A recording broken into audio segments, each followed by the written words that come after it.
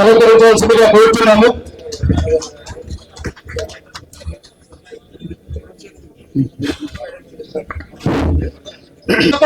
గట్టిగా చెప్పగలుగుతాయి.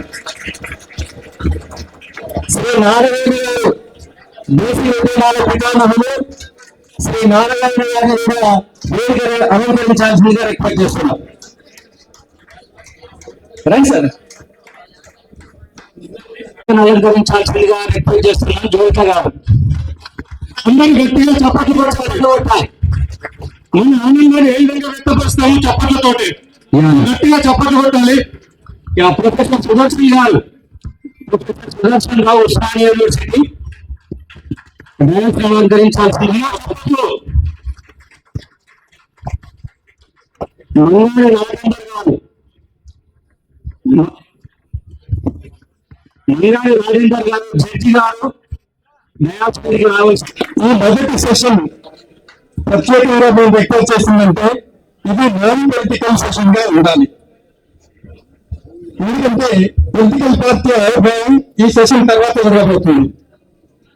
ఇక్కడ కొంతమంది అనేక ఉద్యమాలలో పనిచేయడం కాకుండా అనేక అధ్యయనాలు చేసి బీసీల సామాజిక, ఆర్థిక, సాంస్కృతిక, రాజకీయ పరిస్థితుల గురించి అనేక నివేదికలు తయారు చేసి వాటిని ప్రజల్లోకి తీసుకెళ్ళడానికి ప్రయత్నం చేయడం జరిగిన విషయం మనకందరికీ తెలుసు.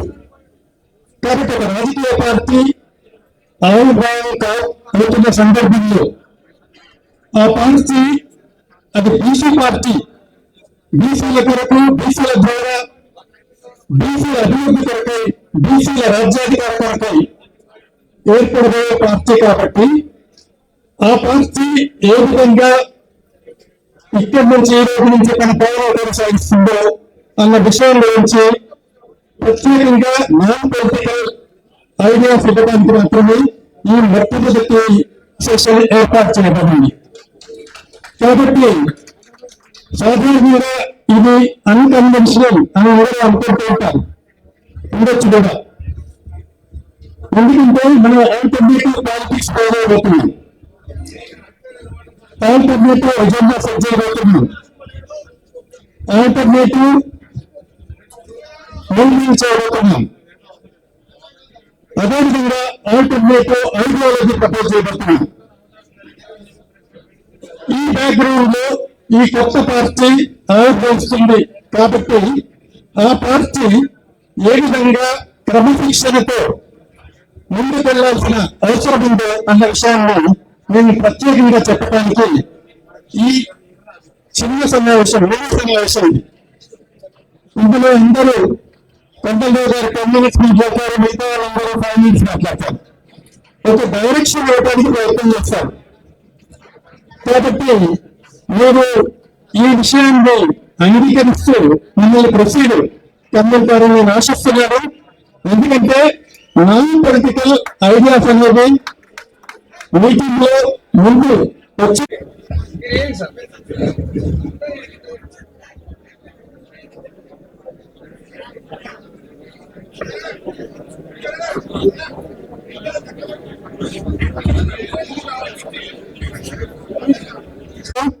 ఆ అధ్యయనాలలో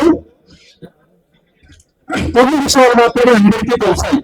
కానీ సెన్సస్ ద్వారా ఈ సమాజం పూర్తిగా ఎక్స్రే తీసినట్టయింది. ఆ తర్వాత జరిగిన 8 సెన్సస్ లో మొత్తం వివరాలు ఈ దేశ ప్రభుత్వాలకు ప్రజలకు అందుతూ ఉన్నాయన్న విషయాన్ని తెలుసుకోవాలి.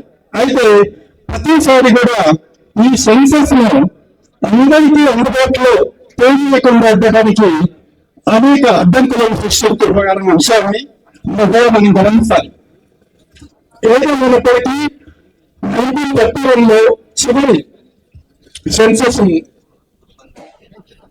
ద్వారా మనకు వచ్చిన రిపోర్ట్ పరిశీలించేసినట్లయితే ఈ దేశంలో ఏ విధంగా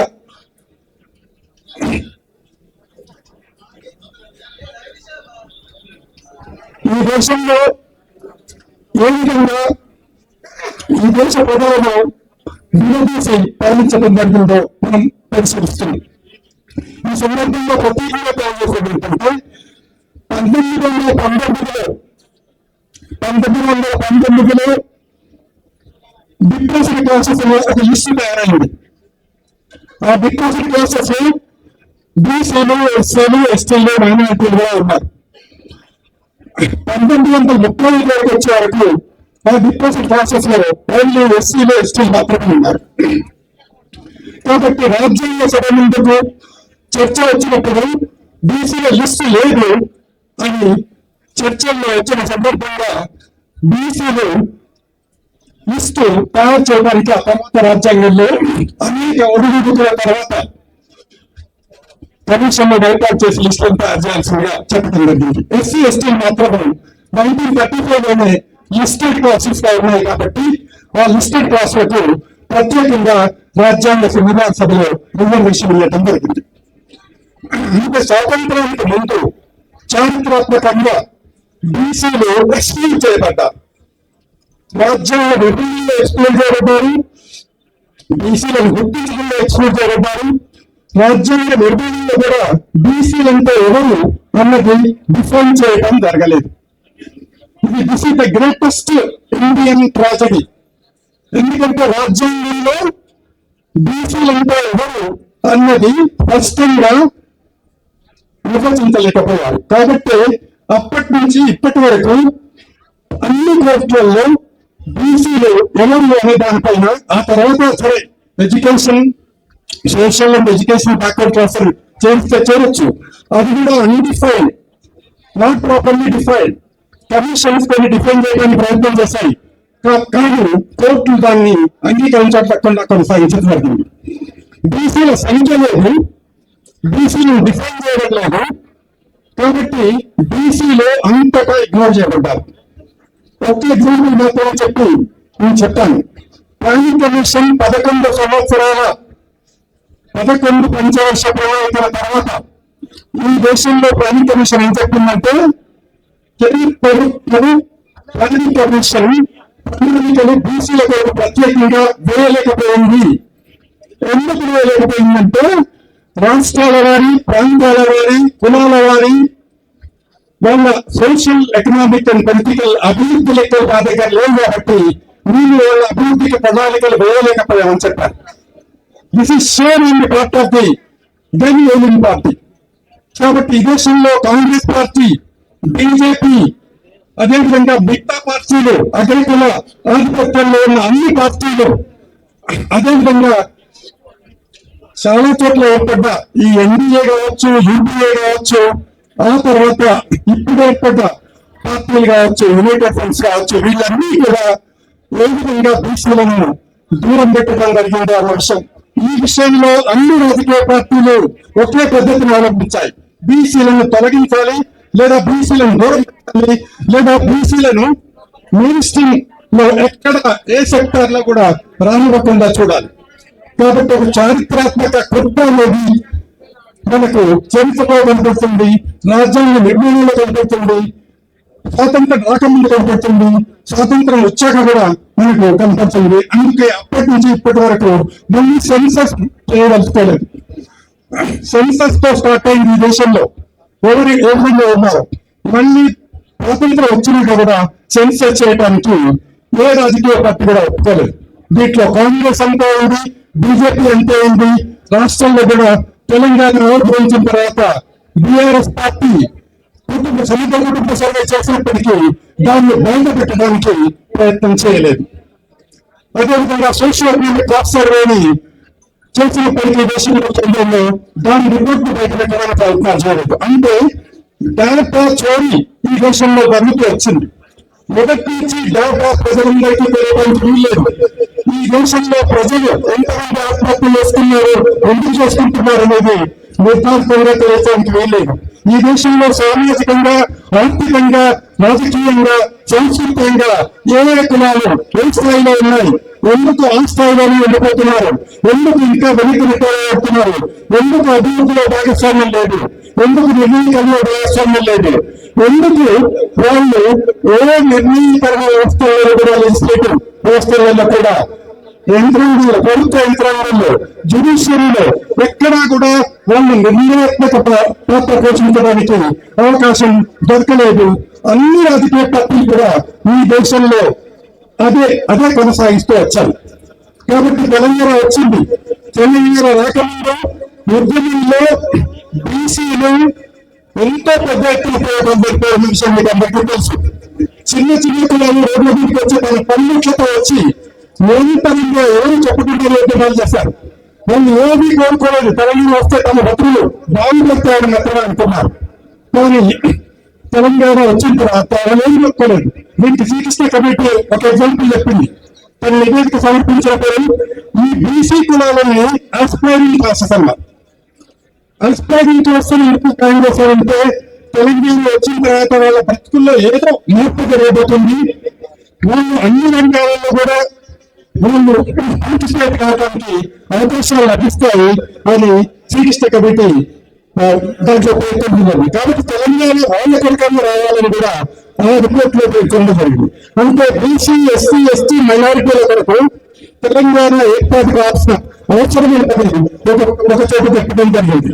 కాబట్టి తెలంగాణ అంటే జాగ్రఫికల్ తెలంగాణ కాదు, తెలంగాణ అంటే సామాజిక తెలంగాణ కావాలి అని అందులో దాని ద్వారా మనం అర్థం చేసుకోవాల్సి ఉంటుంది. కానీ ఏం జరిగింది? తెలంగాణ ఉద్యమంలో ఏం ప్రామిస్ చేశారు? తెలంగాణ ఏర్పడిన తర్వాత తెలంగాణలో ఏర్పడిన ప్రభుత్వం ఏం చేసింది? మొత్తం రాష్ట్రాన్ని విధ్వంసం చేసింది, మొత్తం వ్యవస్థల్లో విధ్వంసం చేసింది, మొత్తం పాలనను విధ్వంసం చేసింది, మొత్తం బడ్జెట్లను తన వైపుకే తిప్పుకోవడం జరిగింది. బడ్జెట్లు పన్నుల ద్వారా ఆదాయాన్ని తమ మాత్రమే ఖర్చు లేకుండా లక్షలాది కోట్ల రూపాయల అప్పు చేయటం జరిగింది. దానివల్ల ప్రజలకు కావాల్సిన ప్రయారిటీస్ ఎస్టాబ్లిష్ చేయలేకపోయింది. విద్యా వ్యవస్థను నాశనం చేసింది, హెల్త్ సిస్టమ్స్ నాశనం చేసింది, హౌసింగ్ నాశనం చేసింది, ఎంప్లాయ్మెంట్ నాశనం చేసింది. ఈ దేశంలో తెలంగాణ ఉద్యమంలో పాల్గొన్న యూత్ ఏ విధంగా తెలంగాణ యువకులు ఎంతో ఆస్పిరేషన్స్ ఉద్యమంలో పాల్గొని మార్పు జరగబోతున్నాం అంటున్నారో వాళ్ళందరినీ ఆశలకు వన్యం చేయడం జరిగింది.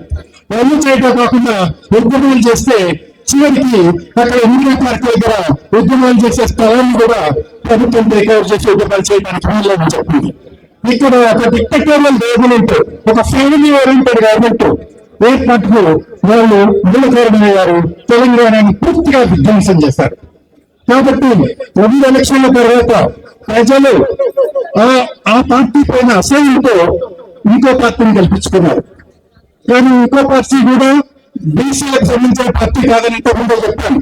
కాబట్టి ఆ పార్టీ వచ్చిన తర్వాత కూడా కామారెడ్డి డిక్లరేషన్ లో అనేక వాగ్దానాలు చేసినప్పటికీ కూడా ఆ డిక్లరేషన్ లో ఏ ఒక్క వాగ్దానం కూడా నెరవేర్చడం జరగలేదు. మీరు పొద్దున వస్తుంటే రోడ్ల పక్కన ఈ పార్టీకి సంబంధించిన వాళ్ళు పెద్ద డిస్ప్లే చేశారు. అన్ని రంగాలలో బీసీలు ఎక్కడ ఉన్నారు బయటకరమైన నిజాలు మనకు ఆ పోస్టర్లలో కనబడతాయి. కాబట్టి బీసీలు ఎంత స్థాయిలోకి నెట్టివేయబడ్డారు. బానిసలుగా, అర్ధబానిసలుగా ఈ ప్రభుత్వాలు, రాజకీయ పార్టీలు, ఈ కనుక కులాలు వాళ్ళని చూడటం జరుగుతుంటే చాలా స్పష్టంగా ఏర్పడ్డాయి, మీరు కనపడ్డారు నాకు.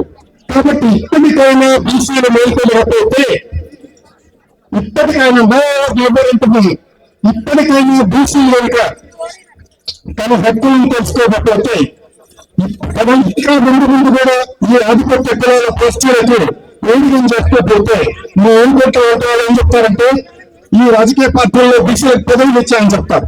కానీ ఆ పదవుల శాతం ఇంకా చూసినట్లయితే మనకు లెక్కలలో కనపడుతూనే ఉన్నాయి. చాలా హారబుల్. ఒకే ఒక ఎగ్జాంపుల్ చెప్తాను. తెలంగాణ మొత్తంలో ఇంతవరకు బీసీ లేడీ మినిస్టర్ ఒక్కరైంది. ఒక్కరు బీసీ లేడీ మినిస్టర్ అయిందో అది ఇప్పుడు ఆమె పదవిలో ఉంది. కానీ బీసీలు మొత్తం 8 మంది మాత్రమే వాళ్ళు ఎమ్మెల్యేలు కావడానికి అవకాశం ఉంది. అంటే స్త్రీల స్థాయి తెలంగాణ వచ్చిన తర్వాత రాజకీయంగా ఏ స్థాయికి దిగజారిందో అదొక ఎగ్జాంపుల్ గా మాత్రమే చెప్తున్నాను. కాబట్టి ఇక్కడ ఇప్పుడున్న పరిస్థితులలో ఈ రాజకీయ పార్టీలు ఇంకా అణచివేత గురి చేస్తున్నాయి. కామారెడ్డి డిక్లరేషన్ 0 డిక్లరేషన్ వదిలిపోయింది. కాబట్టి ఆ 0 డిక్లరేషన్ నాకు సెన్సెస్ ఈ రాష్ట్రంలో సెన్సెస్ జరపడానికి ఏ విధంగా వెనక్కి పోవాలన్న విషయాలు మనకి తెలుసు. అసెంబ్లీలో రెవల్యూషన్ రాసిన తర్వాత 5 నెలలు దాని గురించి మాట్లాడలేదు. జీవోషన్ చేసిన తర్వాత 6 నెలలు దాని గురించి మాట్లాడలేదు. కాబట్టి ఆ తర్వాత ప్రజా ఉద్యమాలు జరిగిన తర్వాత మనం అంతా ఉద్యమాలు చేయడం వల్ల సెన్సెస్ సర్వేని తప్పనిసరిగా కండక్ట్ చేయాల్సిన అన్ని తప్పనిసరి 60% పైగా ఉండాల్సిన బీసీలను వాళ్ళు 56%కి కొలించివేయడం జరిగింది. ఆ సర్వే రిపోర్ట్ ఇంతవరకు బయటపెట్టలేదు. సర్వే రిపోర్ట్ బయటపెట్టకుండా ఈ రాష్ట్రంలో బీసీ స్థితిగతులు ఈ గవర్నమెంట్ ఏ విధంగా తెలుసుకోబోతుంది అనేది మనకు చెప్పాల్సిన బాధ్యత ప్రభుత్వం ఉంది. ఆ కామారెడ్డి డిక్లరేషన్ లో సైంటిఫిక్ గా శాస్త్రీయంగా అమలు జరపాలన్న సర్వే రిపోర్ట్ ముందు ప్రజలకు తీసుకోవాల్సిన అవసరం ఉంది. కాబట్టి కాన్షియస్ గా ఈ కాంగ్రెస్ ప్రభుత్వం బీజేపీ ప్రభుత్వం ఎందుకంటే బీజేపీ సెన్సెస్ చేయలేదు. బీహార్లో సెన్సెస్ చాలా ప్రగతిని ప్రయోజనం తప్పితే ఆ సెన్సెస్ రిపోర్ట్ ని బయట పెట్టిపోయకుండా సుప్రీంకోర్టులో ఈ బీజేపీ అభ్యంతరం వేయడం జరిగింది. సక్సెస్ఫుల్ గా కండక్ట్ చేసిన తర్వాత దాదాపు 1,50,000 ఉద్యోగాలు టీచర్ ఉద్యోగాలు నింపడం జరిగింది. రిజర్వేషన్ల ద్వారా దాదాపు 65% రిజర్వేషన్ అక్కడ ఇవ్వడం జరిగింది. ఆ దాన్ని కోర్టుకు వెళ్ళి ఆఫ్ చేయడం జరిగింది. ఇంకా ఉద్యోగంలో కొనసాగుతున్నారు. కానీ ఇప్పటికీ కోర్టులో కేంద్ర ప్రభుత్వం ఇంప్లీడ్ అయ్యి ఆ సెన్సెస్ ఆపరేషన్ లో అభివృద్ధిగా చూస్తుందన్న విషయాన్ని అది బీజేపీ ఇప్పటికి కూడా అదే కొనసాగిస్తుంది. కాబట్టి బీజేపీ కానీ కాంగ్రెస్ కానీ మిగతా నేషనల్ పార్టీస్ అన్ని కూడా బీసీ వ్యతిరేక పార్టీలే, బీసీల అనుభక్త పార్టీలే. బీసీలలో ఉన్న ఎంబీసీలు సంచారుగా చాలా భయంకరమైన పరిస్థితుల్లో ఉన్నారు. సంచారి ఒకరు తెలంగాణలో తర్వాత ఎంబీసీలకు సంచార జాతులకు ఎంత అన్యాయం చేస్తున్నారు మీకు అందరికీ తెలుసు. కేంద్ర ప్రభుత్వం సంచార జాతుల 3 కమిషన్లు వేసింది. ఆ 3 కమిషన్లలో ఒక్క రిపోర్ట్ కూడా ప్రభుత్వం ప్రభుత్వాన్ని పరిశీలించాల్సిన అవసరం ఉంది. 1931లోనే సంచార జాతులకు చెందిన ఎంబీసీలకు చెందిన బీసీలకు చెందిన సమాచారం ప్రభుత్వాల దగ్గర ఉన్నప్పటికీ ప్రభుత్వం దగ్గర ఉన్నప్పటికీ ఈ సంచార జాతులకు మేల్చేయాలనుకోవాలి. కాబట్టి ఇటువంటి పరిస్థితులలో మేము ఏం చేయాలి? తెలంగాణలో బీసీ పరిస్థితి అధోగతుంది. రోజు రోజుకు మనం అపాయింట్మెంట్ చేస్తున్నాం. ప్రతిరోజు ఎవరి ఒకరు ఐక్యత కులాలకు చెందిన వాళ్ళే అపాయింట్ చేయబడుతున్నారన్న విషయం కూడా మనకు అందరికీ తెలుసు. ముఖ్యంగా ప్రైమరీ నిర్ణయీకరణ ఎక్కడెక్కడైతే జరుగుతుందో, ఏ స్థాయిలో అయితే జరుగుతుందో ఆ స్థాయిలో ఎవరు కూడా బీసీలు ఉండకుండా చేయడం జరుగుతుంది. బీసీ ఎంప్లాయీస్ ఎవరు కూడా ఇంపార్టెంట్ పొజిషన్స్ లో ఉండడానికి వీల్లేదు. అందరూ కూడా జీవితో లేదా అర్థబాధితులుగా బతికే వాళ్ళకే అవకాశాలు కల్పిస్తున్నారు. ఈ రాజకీయ పార్టీలలో ఉండే బీసీలు అందరూ కూడా మనం బీసీలు అనుకుంటాం. కానీ వాళ్ళు కాంగ్రెస్ పార్టీలో ఉంటే కాంగ్రెస్ బీసీలు, బీజేపీలో ఉంటే బీజేపీ బీసీలు, అదే ఇంకో పార్టీలో ఉంటే బీఆర్ఎస్ ఉంటే బీఆర్ఎస్ బీసీలు. కానీ వాళ్ళు మన బీసీలకు మాత్రం ఉపయోగపడడానికి చరిత్ర చెప్తుంది. కాబట్టి ఈ పరిస్థితుల్లో బీసీలకు ఒక రాజకీయ పార్టీ అవసరం. బీసీలకు రాజకీయ పార్టీ అవసరం. ఆ రాజకీయ పార్టీని క్రమశిక్షణతో నడపాల్సిన అవసరం ఉంది. క్రమశిక్షణ అనేది ఈ రోజు నుంచే మొదలు కావాలి. ఒక సైనికులుగా పనిచేయాల్సిన అవసరం ఉంది. మండల కమిషన్ ఏం చెప్పిందంటే బీసీల మెడళ్లలో యుద్ధం జరగాలని చెప్పింది. బీసీల మెడళ్లలో ఎప్పుడైతే యుద్ధం జరుగుతుందో ఆ యుద్ధంలో బీసీలు చివరికి వరకు కొనసాగిస్తే గెలుపు వాళ్ళది, ఈ రాజ్యం వాళ్ళది అని చెప్పడం జరిగింది. కాబట్టి దీన్ని గుర్తించవలసిన అవసరం ఉన్నది. దీన్ని అందరూ ఫాలో కావాల్సిన అవసరం ఉన్నది. దీని ద్వారా ఈ బేసిస్ లో మన రాజకీయ పార్టీని ఒక రూపొందించుకోవాల్సిన ఫస్ట్ బీసీ పొలిటికల్ పార్టీ ఈ రాష్ట్రంలో ఆవిర్భవించబోతుంది.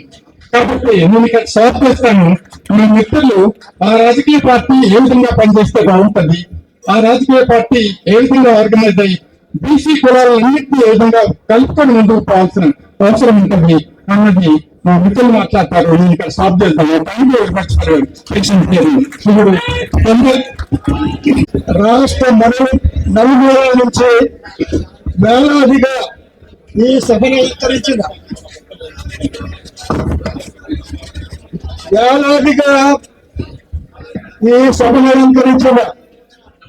బీసీ బంధువులందరికీ ప్రైవేట్లకు నమస్కారాలు, అభినందనలు. ఇంతవరకు మన ప్రొఫెసర్ మురళీ మనోహర్ గారు బీసీల స్థితిగతికి సంబంధించి స్వాతంత్రం ప్రారంభించినప్పటికీ ఈనాటి వరకు ఏ విధంగా ఉన్నదనేది క్లుప్తంగా వారు వివరించారు. అయితే ఈ రోజున బీసీల నాయకత్వంలో తెలంగాణ రాష్ట్రంలో ఒక ప్రత్యేక రాజకీయ వేదికని, ఒక పార్టీని నిర్మించుకోవాల్సిన అవసరానికి సంబంధించిన కొన్ని వివరాలను మన ప్రొఫెసర్ గారు మన ముందు ఉంచారు. అయితే దీన్ని సమర్థిస్తూ దానికి అనుబంధంగా నేను కూడా కొన్ని విషయాలు మీతో పంచుకోవాలనుకుంటున్నాను. అది ఏంటంటే, మొత్తం కేంద్ర ప్రభుత్వాలు కానీ ఆయా రాష్ట్రాలు కానీ పరిపాలనలో నియంత్రించే మూల చట్టం ఏది? మనందరినీ కూడా పరిపాలనలో ఇతరత్ర శాసించేది, నియంత్రించేది భారత రాజ్యాంగం. మన భారత రాజ్యాంగాన్ని స్వాతంత్రానికి వచ్చిన సందర్భంలో 1944 నుంచి 46 నుంచి 1950 వరకు 1950 జనవరి 26 వరకు రాజ్యాంగ నిర్మాణ ప్రక్రియ సుమారుగా 3 సంవత్సరాల పైన దగ్గర జరిగింది. అయితే ఈ రాజ్యాంగ నిర్మాణ చట్టసభలో ఎవరెవరికి ప్రాతినిధ్యం దొరికింది, ఎవరికి లేకుండా పోయింది, దాని పర్యవసానం ఏంటి అనే విషయాన్ని ఈ దేశ జనాభాలో 50% పైన బీసీలు ఖచ్చితంగా తెలుసుకోవాల్సిన విషయమే. రాజ్యాంగం అందరినీ శాసిస్తున్నది. అటువంటి రాజ్యాంగాన్ని నిర్మించిన ప్రక్రియలో అన్ని వర్గాలకు సంబంధించిన, అన్ని ప్రాంతాలకు సంబంధించిన వారి యొక్క ప్రతినిధుల ద్వారా నిర్మాణం కావాల్సిన ఆ చట్టసభల్లో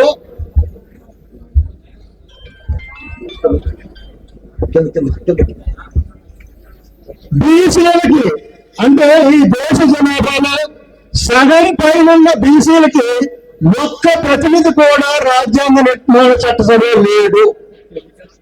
ఈ విషయం ఎంతమందికి తెలుస్తున్నాయో ఇక్కడున్న బీసీ సోదరులకి, విద్యావంతులకి, ప్రొఫెసర్లకి, ఉద్యోగస్తులకి నాకైతే తెలియదు. కానీ చాలా కీలకమైన దేశం మొత్తం పరిపాలన అన్ని విధాలుగా శాసించి నియంత్రించే చట్టం రాజ్యాంగం. అటువంటి రాజ్యాంగ నిర్మాణానికి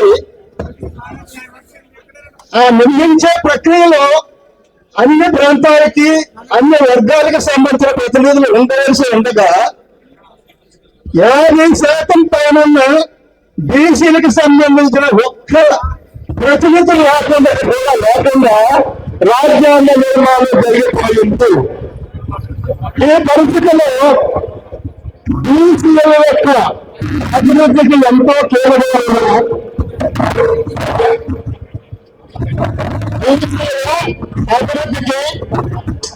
ఎంతో కీలకమైన రక్షణ సూత్రాలు రాజ్యాంగంలో తగినంత స్థాయిలో పొందుపరచలేకపోవడం కారణం చేత బీసీ ప్రతినిధులు ఉన్న ప్రతినిధులు పూర్తి స్థాయిలో బీసీలేక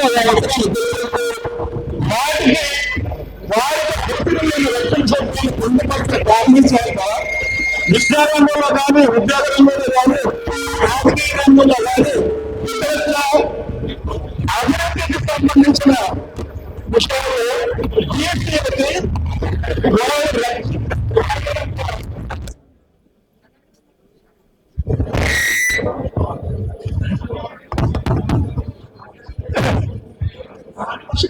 సో మొట్టమొదటిగా స్వాతంత్రం లభించిన తర్వాత మొట్టమొదటి దశ ప్రాథమిక దశ రాజ్యాంగ నిర్మాణం. ఆ నిర్మాణంలో బీసీల భద్రత లేకుండా నిర్మాణం జరిగింది. ఈ వాస్తవాలు ఎవరైనా ప్రాధాన్యత ఉన్నదని నేను అనుకోవడం లేదు. ఆ కారణం చేత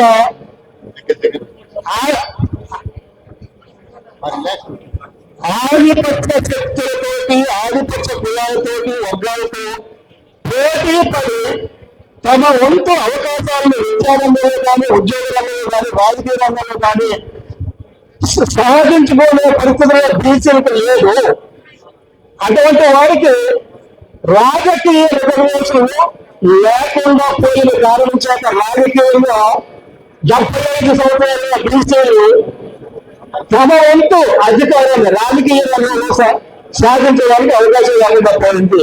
ఇది చాలా ప్రాథమికమైన కీలకమైన రాజ్యాంగంలో దేనిలో లోటు. దీన్ని సవరించుకోవడానికి గత 7 సంవత్సరాలుగా ఆయా రాష్ట్రాల్లో కొంత కృషి జరిగింది. కొన్ని రాష్ట్రాల్లో బీసీ అధికారంలోకి వచ్చారు. ఉత్తరప్రదేశ్, బీహార్, ఇది తమిళనాడు, ఇట్లాగా కొన్ని రాష్ట్రాల్లో వచ్చేవి.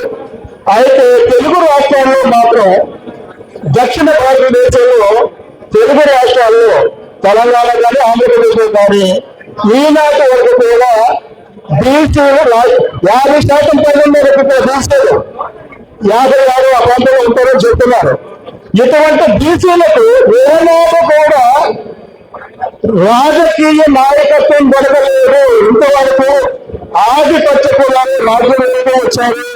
ఆధిపత్య కులాలు బీసీల యొక్క అవకాశాన్ని వాళ్ళ భాగస్వామ్యాన్ని పట్టించుకోని కారణం చేత తెలుగు రాష్ట్రాల్లో బీసీలు అభివృద్ధిలో చాలా వెనుకబడి ఉన్నారు. ఈ వెనుకబాటుతనాన్ని సవరించి దామాష మేరకు బీసీలకు అన్ని రంగాల్లోనూ అవకాశాలు కల్పించాలంటే బీసీ నాయకత్వాన ఒక రాజకీయ పార్టీ ఏర్పడకుండా దేనికి అనుకూలంగా చట్టాలు కానీ ఇతర ఏర్పాటు జరగకుండా ఏ బీసీ అభివృద్ధి వేరు కాదు. అందుచేతనే ఇంతకాలం ఏ నాయకుడు కూడా ఏ రాజకీయ నాయకుడు కూడా బీసీల కోసం ప్రత్యేక రాజకీయ వేదిక నిర్మాణం చేద్దాం, పార్టీ వెళ్దామని సంకల్పంతో ముందుకు రాలేదు. నేను బీసీల పొలికేత మల్లన్న గారు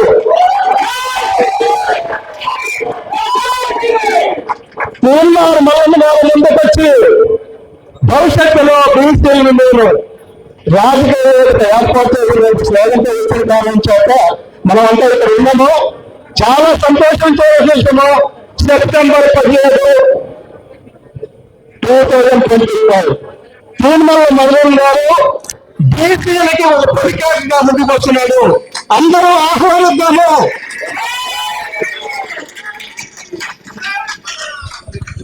ఇది పార్టీ యొక్క అవసరానికి అవసరమైన సందర్భంలో తీర్మానం మల్లన్న గారికి పార్టీ ఏర్పాటు చేయడానికి అది ఇంకా ఆవిష్కరణ జరగాల్సింది. దానికి ముందుగా ఇంకా కొన్ని విషయాలు మీతో నేను పంచుకోవాల్సి ఉంటుంది. 1947 నుంచి 1999 వరకు కేంద్రంలో 17 క్యాబినెట్ మంత్రివర్గాలు ఏర్పడ్డాయి. 47 నుంచి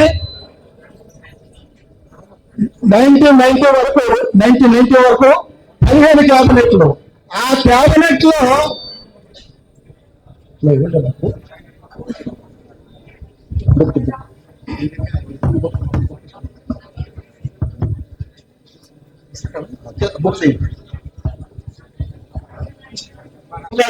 తీసుకున్నారు. ఇంతకీ బీసీలకు దక్కింది ఎందుకంటే కేవలం 11 పదవులు 243లోని కేంద్ర క్యాబినెట్ లో 15 క్యాబినెట్ లో వాళ్ళకి దొరికిన అవకాశాలు కేవలం 11 అవకాశాలు 11 పదవులు మాత్రమే. అది 4.5 55% 56% ఉండే బీసీలకు దొరికిన కేంద్ర క్యాబినెట్ల శాతం కేవలం 4.5%. సో రాజ్యాధికారము, రాజకీయ అధికారము బీసీలకి ఇన్ని క్యాబినెట్లో ఎంత అత్యంత అల్ప స్థాయిలో ఉన్నప్పుడు వీళ్ళకి అనుకూలంగా చట్టాలు ఎందుకు వస్తాయి? చేసిన చట్టాలని అమలు కావాలంటే ఆ చట్టాలని రాజ్యాంగబద్ధంగా ఉన్నాయా లేదా అని నిర్ణయించే న్యాయ వ్యవస్థలో కూడా బీసీలకి ఏమాత్రం కూడా అవకాశం లేదు. ముఖ్యంగా ఉన్నత న్యాయస్థానాలు అటు హైకోర్టులో కానీ సుప్రీంకోర్టులో కానీ బీసీలకి ఈ 75 సంవత్సరాల పరిపాలనలో నామమాత్రంగా 5-10 మించి ఎక్కడ లేరు. అటువంటి వాతావరణంలో చట్టాలు చేయడమే కష్టమైంది. ఎందుకంటే రాజ్యాధికారం మన దగ్గర లేదు. చేసిన చట్టాలని బీసీలకు అనుకూలంగా చేసిన చట్టాన్ని ఉన్నత న్యాయవ్యవస్థలో పెట్టేయడం అనేది మన యొక్క అనుభవం. అక్కడ కూడా మనకి ఎటువంటి అవకాశాలు లేవు. తర్వాత ఉద్యోగ రంగంలో తీసుకుంటే కేంద్ర ఉద్యోగ రంగంలో కూడా కేంద్ర ఉద్యోగ రంగం అంటే IAS, IPS లాంటి చాలా చాలా కీలకమైన పదవుల్లో బీసీలకి మండల కమిషన్ నివేదిక అమలయ్యే వరకు కూడా అవకాశం లేకుండా పోయింది. 1993 వరకు. అంటే 1950లో రాజ్యాంగం అమల్లోకి వచ్చింది. 1993 వరకు అంటే 43 సంవత్సరాలు కేంద్ర ఉద్యోగ రంగంలో బీసీలు సొంత శక్తియుక్తులతో తెలివితేటలు సాధించగలిగి 2%, 3% కంటే మించి లేదు. అంటే మన వర్గాల వారికి ఏ రంగంలో కూడా విద్యా రంగంలో కానీ ఉద్యోగ రంగంలో కానీ చట్టాలు చేసే చట్టసభలో కానీ దామాషాల దరిదాపుల్లో 2%, 3% లేటెస్ట్ గా 2022 సంవత్సరం లెక్కల ప్రకారంగా కేంద్ర ఉద్యోగ రంగంలో బీసీల యొక్క మొత్తం అంటే క్లాస్ 1, క్లాస్ 2, క్లాస్ 3 వీటిలో 22% మించలేదు. అంటే చాలా అధ్వానమైన పరిస్థితుల్లో బీసీలకి అవకాశం దొరుకుతూ వచ్చింది. అందుచే ఆ కారణం చేత వీళ్ళ అభివృద్ధి చాలా కుంటుపడుతూ వచ్చింది. ఈ పరిస్థితిలో మన రాజ్యాన్ని, మన రాష్ట్రాన్ని మనమే పరిపాలించుకునే పరిస్థితి తెచ్చుకునే వరకు కూడా బీసీలకి వాళ్ళ దామాష ప్రకారంగా అవకాశాలు దొరికే పరిస్థితి ఇక్కడ లేదు. ఈ కారణం చేత నేను క్లుప్తంగా ముగించాలనుకున్నాను. ఎందుకంటే చాలా మంది కొంచెం మాట్లాడాల్సి వస్తుంది. తీర్మానం మల్లన్న గారు పార్టీని ఆవిష్కరణ చేయడానికి ఆయన సిద్ధంగా ఉన్నారు. అందుచేత నేను సారాంశంలో చెప్పే విషయం ఏంటంటే బీసీలు సొంత రాజకీయ వేదిక ద్వారా ఆయా రాష్ట్రాల్లో రాజ్యాధికారం చేపట్టేంత వరకు కూడా వీళ్ళ అభివృద్ధికి అవకాశం లేదు. కాబట్టి మన రాజ్యాన్ని మనమే ఎన్నుకోవాలా, మన రాష్ట్రాన్ని మనమే ఎన్నుకోవాలా. అందుచేత మన దగ్గర ఆయుధం ఓటు హక్కు మనం నిర్మించలేని పార్టీకి భవిష్యత్తులో బీసీలు ఎవరికి ఆధిపత్య కులాలను ఓటేసే పరిస్థితి ఉండదు. ఈ విషయాన్ని తీర్మానం మల్లన్న గారు సందర్భంలో ప్రకటన చేశారు. మన ఓటు మనమే వేసుకోవాలి. మన ఓటు మన పార్టీ బీసీలంతా కూడా భవిష్యత్తులో ఏనాడు ఆధిపత్య మనకు అన్యాయం చేస్తూ ఉన్న శక్తులకి ఏనాడు ఓటేసే పరిస్థితి భవిష్యత్తులో ఉండకూడదు. మన పార్టీకి మనం ఓటేసుకోవాలి. ఆ విధంగా రాజ్యాంగం సాధించుకోవాలి. సాధించుకున్న రాజ్యాధికారాన్ని ఉపయోగించుకుని అన్ని రంగాల్లోనూ బీసీలకి వాళ్ళ దామాషా ప్రకారంగా బీసీ ఏతరులు కూడా మాకెవరో శత్రువులు కాదు. మా బాధ ఏంటంటే 75 సంవత్సరాల పాలన ఏ రంగంలో కూడా మా దామాషకు జరగకుండా మాకు అవకాశాలు తక్కువకుండా చేశారు. కాబట్టి ఆధిపత్య కులాల పార్టీల మీద మాకు విశ్వాసం లేదనే నిశ్చయాభిప్రాయంతో ఈనాడు తెలంగాణలో మన పార్టీని మనమే నిర్మించుకోబోతున్నాము. బీసీలంతా కూడా సమ్మించగా బీసీలకే ఓటు వేయాలి. ఆ విధంగా మనం అధికారంలోకి రావాలి. అది ఆ అధికారాన్ని ఉపయోగించుకుని బీసీలకు జరిగిన అన్యాయాన్ని పూర్తిస్తూ వాళ్ళ అభివృద్ధికి అవకాశాలకి సావకాశం కల్పిస్తూ మన ప్రభుత్వాలు మనకు అనుకూలంగా నిర్ణయాలు తీసుకుంటారు. ఆ విధంగా మనం అభివృద్ధి చెందుతాము. మనం అప్పుడు సమాజంలో అసమాన సమాజమైన పరిస్థితి నుంచి సమసమాజం నిర్మాణం అవుతుంది. మిత్రులారా, ఈ కొద్దిపాటి ఆలోచన మీతో పంచుకోవడానికి దొరికిన అవకాశానికి అవకాశం ఇచ్చిన బంధుమిత్రులందరూ కూడా ధన్యవాదాలు చెప్పి కలవతీసుకుంటాం. అందరికీ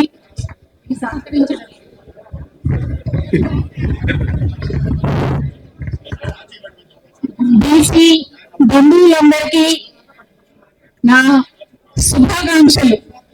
నమస్కారం కదా పెట్టాల్సింది, శుభాకాంక్షలు ఏంటి కదా. బీసీ చరిత్రలో ఈ రోజు ఒక రికార్డ్. ఇంతకు ముందంతా బీసీల చరిత్ర వేరు, ఈ రోజు నుండి బీసీ చరిత్ర వేరు. ఇంతకు ముందు మేము బీసీ మీటింగ్ పెట్టినప్పుడు బీసీలు ఏ పార్టీలో ఉన్నా బీసీలకే వేయాలి అని చెప్పుకునే గతి ఉండేది. ఇప్పుడు మనకు బీసీలకు ప్రత్యేకమైన పార్టీ ఏర్పాటు చేయబోతున్నటువంటి నేటి కథానాయకులు తీన్మార్ మల్లన్న గారికి శుభాకాంక్షలు, అభినందనలు. తస్మాత్ జాగ్రత్త చెప్తూ ఒకసారి వేదిక మీదకి వస్తే చిన్న బహుమానాన్ని ఇచ్చి 4 మాటలు చెప్తాను.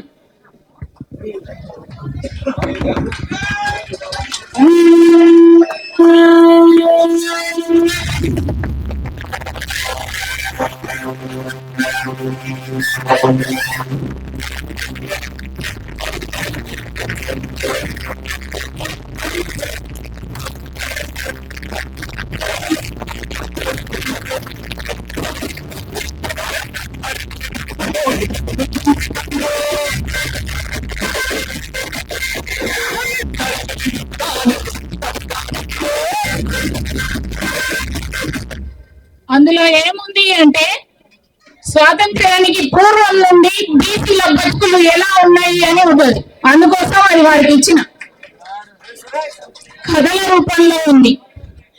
ప్రాంతంతో పని లేకుండా తెలుగు రాష్ట్రాల్లో 2 తెలుగు రాష్ట్రాల్లో ఉన్నటువంటి రచయితలు రాసినటువంటి చేతి వృత్తి కథలు. ఏ ప్రభుత్వం ఉన్నప్పటికీ, ఏ రాజుల కాలమైనా, రాజ్యమైనప్పటికీ ప్రజలు సృష్టికర్తలు. ఆ సృష్టికర్తల్లో మనం 56% ఉన్నాం.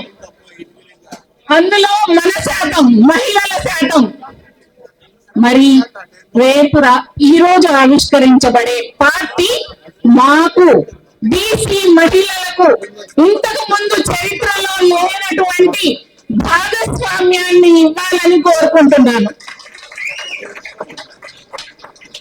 అయితే బీసీ మహిళలు ఆ అధికారాన్ని తీసుకోవడానికి సంసిద్ధతతో, చైతన్యంతో, అవగాహనతో ఉన్నారా? వారికి ఏం చేస్తారు? అవగాహనను ఎలా కల్పిస్తారు అన్నది ఒక ప్రశ్న. మేధావులు సమాధానం చెప్తారు, నేను కూడా తర్వాత చెప్తాను. సమాధానం నేనే చెప్పుకుంటూ పోతే ఇక్కడ చాలా మంది సోదరులు చాలా అసహనంగా ఉన్నారు. మీడియా మధ్యలో సెల్ ఫోన్ లో మునిగిపోయినటువంటి యువతరాన్ని బయటికి రప్పించడానికి రాజకీయ తరగతులను ఏర్పాటు చేసి గ్రామీణ స్థాయి నుండి అన్ని కులాల వాళ్లకు, బీసీ కులాల వాళ్లకు, అన్ని బీసీ కులాల వాళ్లకు రాజకీయ చైతన్యాన్ని, శిక్షణను కలిగించాలని కోరుకుంటున్నాను. నా టైం అయిపోయింది అనుకుంటా. ఇదంతా నేను ఒక స్కూల్ టీచర్ లాగా, నేను టీచర్నేనండి బేసిక్ గా. తీన్మార్ మల్లన్న గారికి చెప్పడం లేదు, ఇక్కడ ఉన్న అందరికీ చెప్తున్నాను. ఆధిపత్య కులాల వాళ్ళు చేసే మాయాజాలంలో మానసికంగా బానిసలమై వాళ్లను మోస్తూ కళాలను, గళాలను, భుజాలను, జెండాలను, ఎజెండాలను అన్నింటినీ కూడా మన జీవితాలను అంకితం చేసి మనం కనపడని బానిసలం. మళ్ళీ ఎక్కడ కనిపించవు. మన మేధస్సు, మన శరీరక శక్తి, మానసిక ఉత్పత్తులు అన్ని కూడా వాళ్ళకు అందిస్తూ మనం ఎక్కడో ఇంతకు ముందు చెప్పినట్టుగా మనకు అట్లా ఉండడానికి కారణం ఏంటి అంటే పెరియార్ గారేమో స్త్రీ ఎందుకు బానిస అయింది అని చాలా క్లియర్ గా రాసిండు. బీసీలు ఎందుకు బానిసలుగా మిగిలారు అన్నది ఇంకా ప్రజల్లోకి తేవలసిన అవసరం ఉంది. వ్యూహాత్మకంగా కుట్రలు చేసి మన జనాభాను లెక్కించకుండా మన సమస్యలను అధ్యయనం చేయకుండా చేస్తున్నటువంటి ప్రత్యేకమైన కొన్ని శక్తులు ఆ రాజకీయాల పార్టీల నుండి మనని ఎట్లా కాపాడతారు? ఆఖరి ప్రశ్న,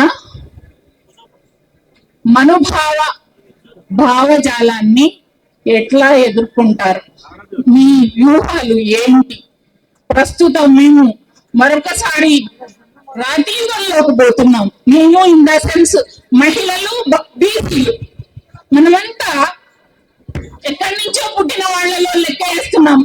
మన ధర్మశాస్త్రం ప్రకారం వాళ్ళేమో భుజాలు ముఖాల నుండి పుడితే మనం ఎక్కడ పుట్టాము వాళ్ళే నిర్వచిస్తున్నారు. నేనైతే మా అమ్మ కడుపు నుండి పుట్టిన చేతి వృత్తి చేసిన ఒక విశ్వకర్మ బిడ్డగా చెప్తున్నా. మీరందరూ కూడా అంతే కదా.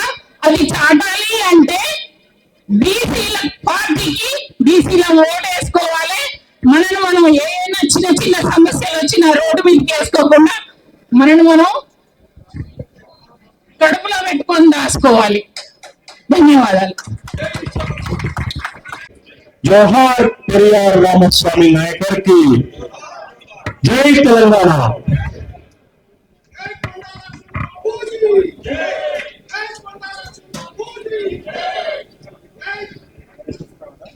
బిందేశ్వర్ ప్రసాద్ మండల్ ఒక గొప్ప మాట చెప్పారు.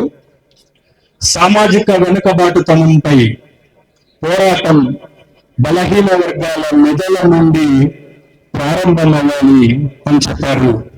ఆ పోరాటానికి వేదికే ఇది. తరతరాల వెనుకబడిన వర్గాల అణిచివేతకు వ్యతిరేకంగా యుగానికి ఒక్కడు వస్తాడని చరిత్ర చెప్తుంది.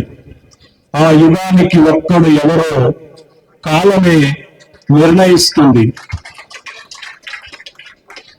తెలంగాణ అంటే ఆ మూడు పార్టీల రాజకీయమేనా? జనం మనది, బలం మనది, అధికారం కూడా మనదే. నాటి తెలంగాణ ఉద్యమంలో ముందు వరుసలో ఉండి గిరిగీసి పోరాడి తెలంగాణ రాష్ట్రాన్ని తెచ్చుకుంటే ఈ 11 సంవత్సరాలలో బలహీన వర్గాలకు, బీసీలకు ఎక్కడ రాజ్యాధికారం దక్కింది అనేటటువంటి ప్రశ్నకు సమాధానమే ఈ రోజు ప్రారంభమవుతున్నటువంటి బలహీన వర్గాల, వెనుకబడిన వర్గాల పార్టీ వేదిక. ఆ సందర్భంగా మిత్రుడు తీర్మార్ మల్లన్నకి వేదిక తరపున, మీ అందరి తరపున శుభాకాంక్షలు తెలియజేస్తున్నాను. నేను ఒక 3 ప్రశ్నలు మీ ముందు పెడతాను. పార్టీ అవసరమో కాదో మీరే చెప్పండి. 79 సంవత్సరాలు పట్టింది ఈ దేశంలో ఒక్క కులగణన డిమాండ్ సాధించటానికి. మనం అధికారంలో ఉంటే 79 సంవత్సరాలు పట్టునా? సమాధానం మీరే చెప్పాలి. మహాత్మా బిపి మండల్ 1980లో ఈ దేశంలో ఉన్నటువంటి ఓబీసీల సమగ్ర అభివృద్ధికి రిపోర్ట్ ఇస్తే ఆ రిపోర్ట్ ని అమలు చేయకుండా తొక్కి పెట్టింది 43 సంవత్సరాలు ఈ దేశాన్ని పరిపాలించినటువంటి ప్రభుత్వాలు. మనం అధికారంలో ఉంటే ఈ అన్యాయం జరుగునా? 2013లో సమైక్య ఆంధ్రప్రదేశ్ శాసనసభ సాక్షిగా బీసీలకు ఆర్థిక భరోసా కోసం సబ్ ప్లాన్ ప్రకటన చేస్తే ఈ రోజుకు కూడా ఒక దశాబ్దం దాటిన తర్వాత బీసీలకు సబ్ ప్లాన్ రాలేదు. మనం అధికారంలో ఉంటే, మన ప్రభుత్వాలు అధికారంలో ఉంటే ఈ అన్యాయం జరుగునా? ఈ దేశంలో బలహీన వర్గాల శక్తి ఎంత, పార్టీ పెట్టే బలం ఉందా లేదా, పార్టీ పెడితే సక్సెస్ అవుతామా లేదా అనే సమాధానానికి మరొక 3 ఉదాహరణలు చెప్తాను. కర్ణాటక లాంటి ఒక రాష్ట్రంలో, సౌత్ ఇండియాలో ఉన్న మన పక్కన ఉన్నటువంటి రాష్ట్రంలో ఇవాళ సిద్ధరామయ్య అధికారంలోకి వచ్చారంటే దాని వెనకాల నిలబడ్డది అహింద.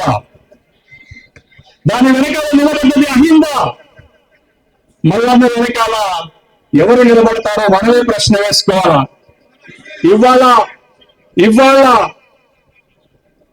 మాకు ఎదురే లేదని విర్రవీగినటువంటి ఒక జాతీయ ప్రపంచంలోనే అతి పెద్ద పార్టీ అని చెప్పుకుంటున్న పార్టీకి ఒక ఛాలెంజ్ విసిరాడు ఒక పెద్ద రాష్ట్రం నుంచి అఖిలేష్ యాదవ్. పాడ్, పిచాడ్స్, అల్పసంఖ్యాక్, దళిత్ అనే ఒక కాన్సెప్ట్ పట్టుకొస్తే 37 లోక్సభ స్థానాలు గెలిస్తే ఆ పార్టీ ఇవాళ మిత్రుల పైన అధికారం కోసం ఆధారపడ్డది. అది బలహీన వర్గాల దెబ్బ అక్కడ చూపించాడు. ఇవాళ బీహార్ ఈ దేశంలో రాజకీయాలకు ఒక సెంటర్ ఆఫ్ అట్రాక్షన్ గా మారిపోయింది. రేపటి ఈ దేశ రాజకీయాన్ని మార్చేది కూడా బలహీన వర్గాలే. రేపటి ఎన్నికలు ఎంఐ ఫార్ములా తోటి బీహార్ ని హస్తగతం చేసుకొని ఒక బలమైనటువంటి బలహీన వర్గాల లీడర్షిప్ తీసుకొచ్చారు. లాలూ యాదవ్, తేజస్వి యాదవ్. ఇది ఈ దేశంలో ఉన్నటువంటి బలహీన వర్గాలు. తెలంగాణ రాష్ట్రం ఎవరిది? తెలంగాణ రాష్ట్రంలో జనాభా ఎవరు? బలం ఎవరిది? జనం ఎవరిది? అధికారం ఎవరిది అనే ప్రశ్న వేస్తే ఈ రాష్ట్రంలో మన అందరము ఎస్సీ, ఎస్టీ, బీసీ మైనార్టీలు 83% ఉంటే ఒక్క బీసీలు 56% ఉంది. వాళ్ళే లెక్క చెప్పారు. వాళ్ళే కులగణన చేసి లెక్క చెప్పారు.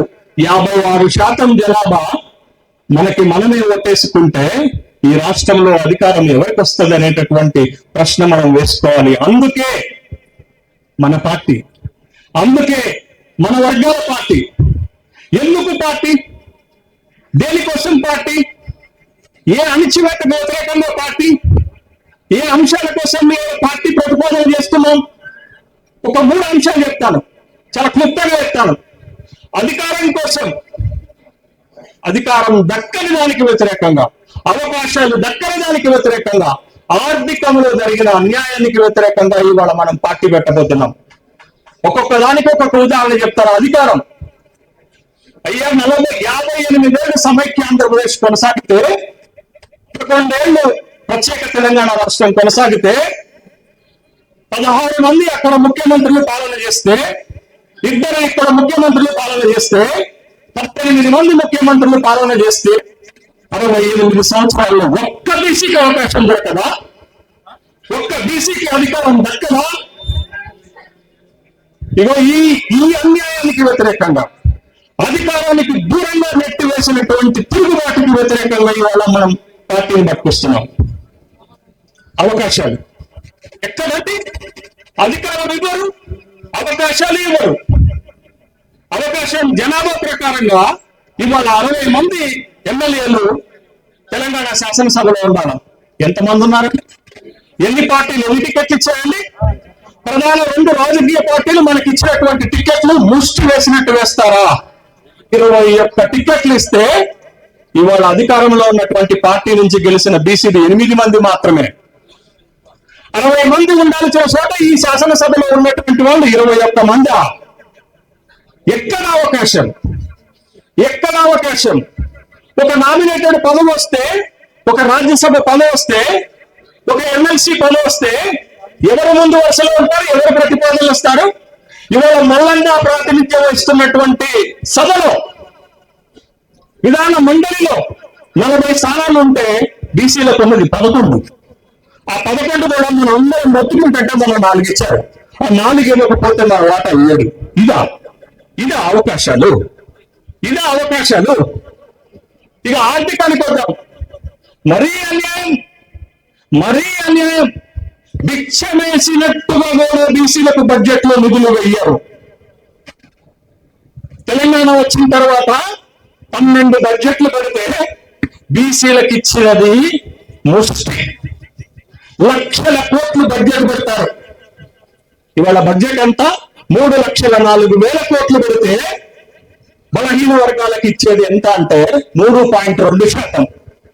గతంలో ఇంకా దారుణం, 3 కంటే తక్కువ శాతం, 3% కంటే తక్కువ. ఈ ప్రభుత్వం వచ్చిన తర్వాత 11,300 కోట్లు ఇస్తే ఖర్చు పెట్టేది ఎంత అంటే డబ్బులు ఇవ్వరు, ఖర్చు పెట్టరు. సప్లాన్ నేను ఇందాక చెప్పినట్టు సప్లాన్ హామీ ఇచ్చి ఇవ్వరు. బీసీ కార్పొరేషన్, ఎంబీసీ కార్పొరేషన్ ఉంటది. ఎక్కడన్నా బడ్జెట్ లో నిధులు పెరుగుతాయి కానీ ఎక్కడన్నా తగ్గంగా చూసారా? దరిద్రం ఇదే. బీసీల కార్పొరేషన్ కి, ఎంబీసీల కార్పొరేషన్ కి గతంలో 1000 కోట్లు కేటాయిస్తే ఇప్పుడు 600 కోట్లకు దించేశారు. అదే మనము రాజకీయంగా ప్రెజర్ చేయలేమని, ఒత్తిడి చేయలేమని ప్రభుత్వాలు ఈ నిర్ణయం తీసుకుంటున్నారనేటటువంటి విషయాన్ని గమనించాలి. అరే ఇవాళ ఈ రాష్ట్రంలో బీసీల బతుకులెక్క ఉంటుంది వృత్తి.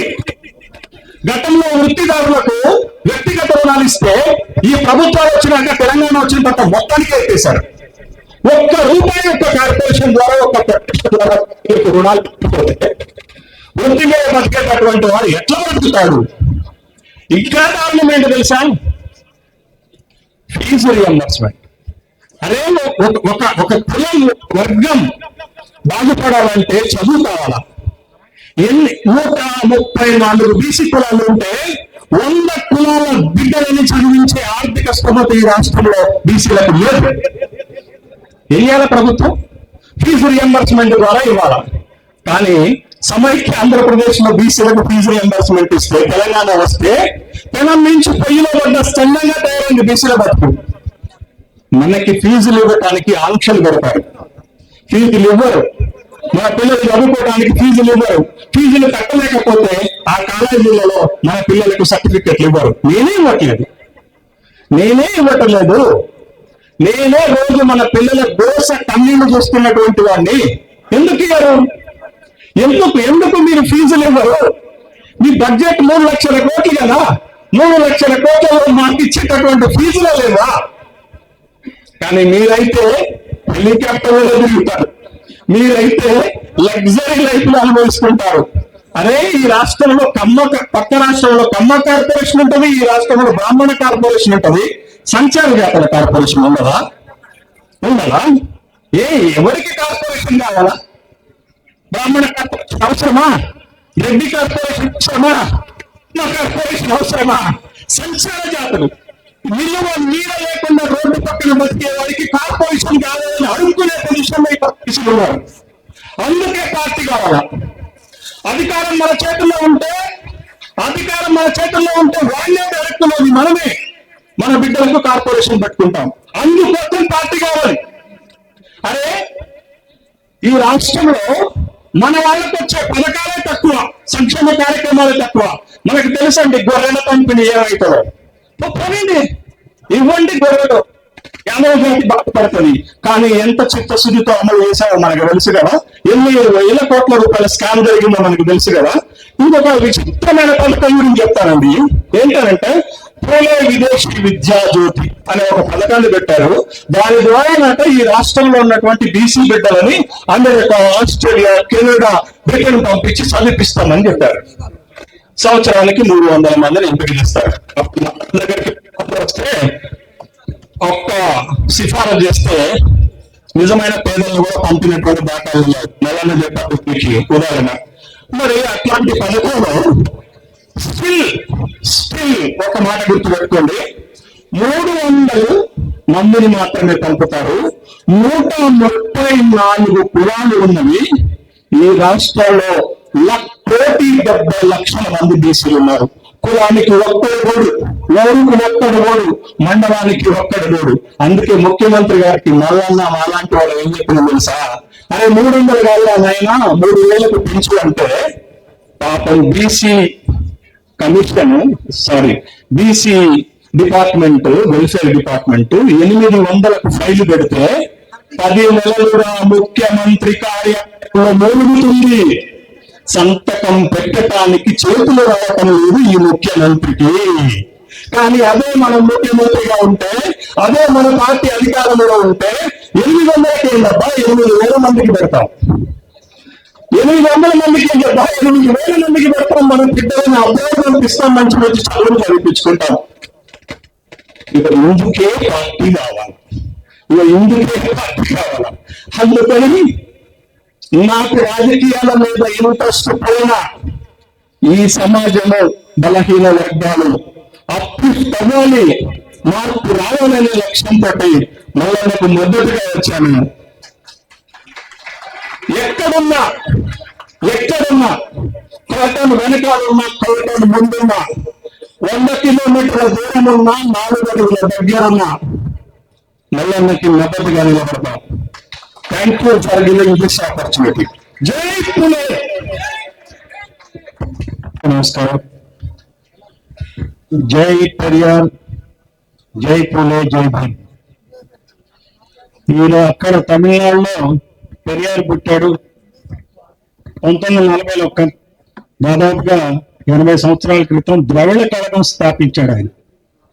ఈ ద్రవిడ కళగం ఏంటంటే ఆర్ఎస్ఎస్ ఏదైతే భావజాలంతో ఉందో, బ్రాహ్మణవాదంతో ఏదైతే ఉందో, పెద్ద కులాల పెత్తనానికి వ్యతిరేక కోసం ఎట్లయితే ఆర్ఎస్ఎస్ పుట్టిందో దానికి వ్యతిరేకంగా ద్రావిడ కళగం పుట్టింది. ఈ ద్రావిడ కళగం పుట్టడం, దాన్ని డీకే అంటారు అక్కడ. దాని నుంచే డీకే పార్టీ పుట్టింది, డిఎంకే పార్టీ పుట్టింది, ఏఐడిఎంకే పార్టీ పుట్టింది. రెండు ఈ పార్టీల ఏలుబడంలోనే, బీసీల ఏలుబడంలోనే తమిళనాడు నడుస్తుంది ఈ రోజున, తమిళనాడు ప్రభుత్వాలు. అందుకని అక్కడ అన్ని కులాల వాళ్ళకి అధికారం పంచడం జరిగింది, ఏ కులాన్ని కూడా తక్కువగా చూడాలి. అదే మన తెలంగాణ రాష్ట్రానికి వస్తే కేవలం 100కి 5 మంది రాష్ట్రాన్ని పాలిస్తున్నారు. 95 మంది వర్సెస్ 5 మంది. ఈ రాజకీయ యుద్ధం 5 మందికి 95 మందికి జరుగుతున్న యుద్ధం. ఈ 5 మందిలో 3 కులాలు ఉన్నాయి. 3 కులాల పేర్లు చెప్పమంటారా, మీరే చెప్తారా? మీరే చెప్పారు.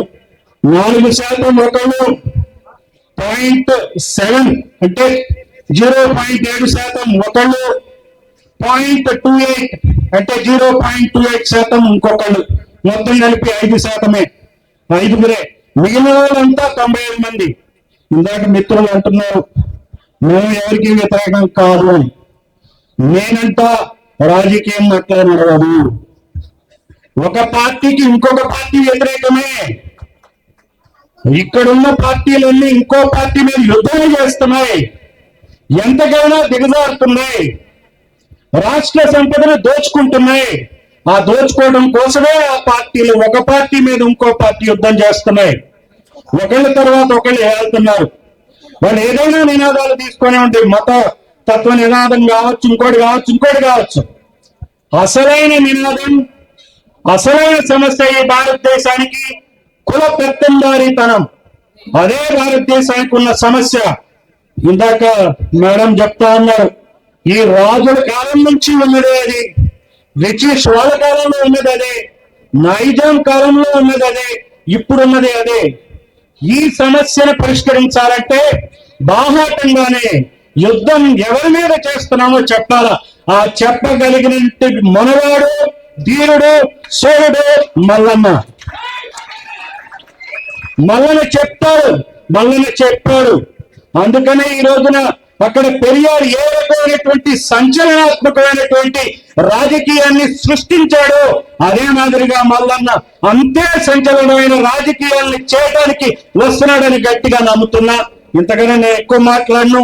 బహుశా ఆయన పెట్టే పార్టీ గురించి మీరు ఎక్కువ మంది ఆలోచిస్తా ఉండొచ్చు, ఎప్పుడా ఏమిటా పేరు అని చెప్పి. అందుకని చెప్పి నేను ముగిస్తున్నా.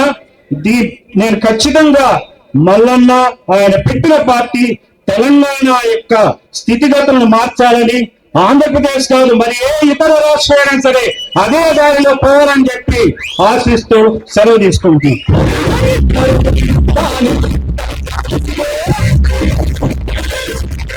Thank you very much Chandra Rao గారు. ఇప్పుడు సకారాబాయికి 2 నిమిషాలు.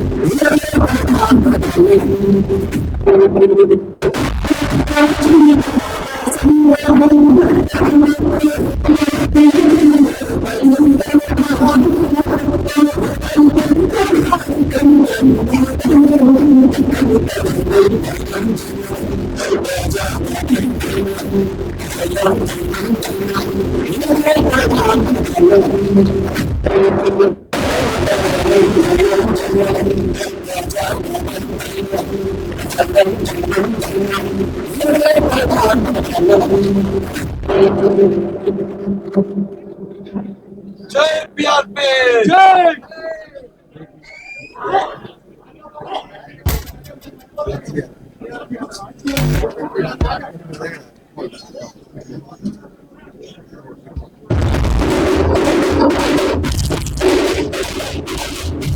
హాలును క్యాన్సల్ చేస్తున్నామని పొద్దున 10 గంటల వరకు ఈ హాలును ఇవ్వద్దని అనేక రకాల ఒత్తిళ్లు ఉన్నాయి సార్ అని చెప్తా ఉన్నారు. అనేక రకాల ఒత్తిళ్లు నేను చెప్తా ఉన్నారు. అయినా నేను నా సోదరుడు వడ్డే జానయ్య గారు అర్ధ గంటలో దీని వ్యవహారం సెట్ చేశాం. వాళ్ళకు అవకాశమే లేకుండా నా వంతు ప్రయత్నం చేస్తే ఇవాళ ఈ బీసీ పార్టీ అనౌన్స్మెంట్ ఇక్కడ జరిగింది. ఇక్కడితో ఆగిపోతున్న నాకేం పనులేదు. ఈ అగ్రవర్ణ పార్టీలు ఇక్కడితో బీసీల పార్టీని వదిలిపెడతాను నాకేం పనులేదు. కానీ నేను మీకంటే 10 రోజులు అడ్వాన్స్ ఉంటాన్న విషయాన్ని గుర్తుపెట్టుకోవాలి. మీకంటే 10 రోజులు అడ్వాన్స్ ఉంటా.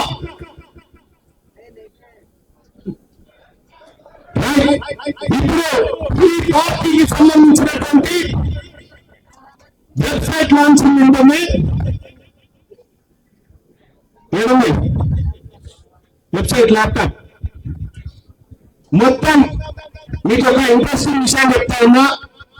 ఇప్పటి వరకు భారతదేశంలోనే ఏ రాజకీయ పార్టీ కూడా చేయనటువంటి ఒక వినూత్న కార్యక్రమానికి మేము శ్రీకారం చుట్టినాం. మొట్టమొదటిసారిగా తెలంగాణ రాజ్యాధికార పార్టీకి అధికార ప్రతినిధిగా ఆర్టిఫిషియల్ ఇంటెలిజెన్స్ పెట్టాం. అబద్ధం చెప్పదు. అధికార ప్రతినిధిగా ఆర్టిఫిషియల్ ఇంటెలిజెన్స్ పెట్టాం. ఏదది తీసుకురా, ల్యాప్టాప్ తీసుకురా. అందులో ఆర్టిఫిషియల్ ఇంటెలిజెన్స్ అధికార ప్రతినిధి మీరు ఏమడుగుతారో అడగండి, అది వాస్తవాలు చెప్తుంది. ఈ పార్టీ కూడా వాస్తవాల మీదనే నడుస్తుంది. అందుకోసమే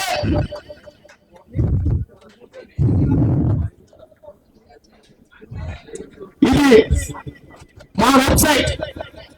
ఈ వెబ్సైట్ ని ఇదే వెబ్సైట్ వేదాలు నేను పోతాను అన్న. నేను కనిపించకపోయింది కాదు, మా వ్యవస్థ కనిపించాలి. రైట్. దీన్ని కొద్దిగా అనిపించారు. దీన్ని ఒక సామాన్యుడు ఏదైనా వస్తే ఒక సామాన్యుడు రావాలి ముందుకి. డాక్టర్ జమున గారు ఎక్కడున్నారు? ఒక నిమిషం. సామాన్యుడు ఓకే రైట్. ఈ వెబ్సైట్ లాంచింగ్ ఒక సామాన్యుడి చేత దీన్ని క్లిక్ చేయాలన్నా, దాన్ని క్లిక్ చేయి. మీ పేరెంట్ అరే ఇది వైఫై ఉందా? ఒకసారి నెట్ చూడు, లేకపోతే స్క్రీన్ మీద నెట్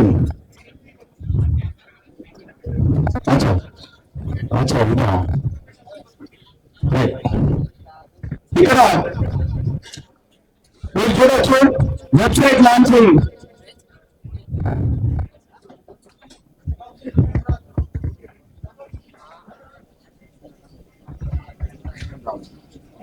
ఇండియా హిస్టరీలోనే మొదటిసారిగా ఆర్టిఫిషియల్ ఇంటెలిజెన్స్ లో ఏఐని అధికార ప్రతినిధిగా ఈ పార్టీ ప్రారంభించింది. దానికి సంబంధించినటువంటి మా అధికార ప్రతినిధిని ఇక్కడ పార్టీ జెండా మీరు చూడొచ్చు. వెబ్సైట్ టీఆర్పీ తెలంగాణ రాజ్యాధికార పార్టీగా ఇక్కడ మా అధికార ప్రతినిధి ఉంటాడు. ఎవరెవరు వస్తున్నారు, ఎవరెవరికి ఏం ప్రశ్నలు కావాలి, ఏం సమాధానాలు కావాలనే దాంట్లో ఇగో మా ఆర్టిఫిషియల్ ఇంటెలిజెన్స్ మీరు ఏం అడుగుతారో అడగండి చెప్పడానికి సిద్ధంగా ఉంది మా అధికార ప్రతినిధి. ఇది భారతదేశంలోనే మొట్టమొదటిసారిగా ఒక రాజకీయ పార్టీ ఆర్టిఫిషియల్ ఇంటెలిజెన్స్ తీసుకొచ్చింది ప్రజలకు అందుబాటులోకి అధికార ప్రతినిధిగా. Thank you sir. Website launching జరిగిపోయింది, ఇది అక్కడ ఇచ్చేసి. ఇక మీ పేరేంద్రన్న? చిట్టల యాదగిరి ముదిరాజ్. యాదగిరి ముదిరాజ్. మెజారిటీ మా బీసీ బిడ్డల చేతిలో ప్రారంభమైంది. అయితే తెలంగాణ రాజ్యాధికార పార్టీ అధ్యక్షుడిగా మీ ముందు నిలబడ్డటువంటి నేను రాష్ట్ర కార్యవర్గ సభ్యులను ఈ వేదికకి ఒకసారి పిలవాలనుకుంటున్నా, మేధావి సమాజం ముందు కూర్చోబెట్టాలనుకుంటున్నాం. ఈ పార్టీకి వర్కింగ్ ప్రెసిడెంట్ గా మానం రజనీ కుమార్ యాదవ్, అలాగే సూర్యరాణి హరిశంకర్ గౌడ్ గారు వర్కింగ్ ప్రెసిడెంట్ గా ఈ పార్టీకి ఉండబోతా ఉన్నారు. అలాగే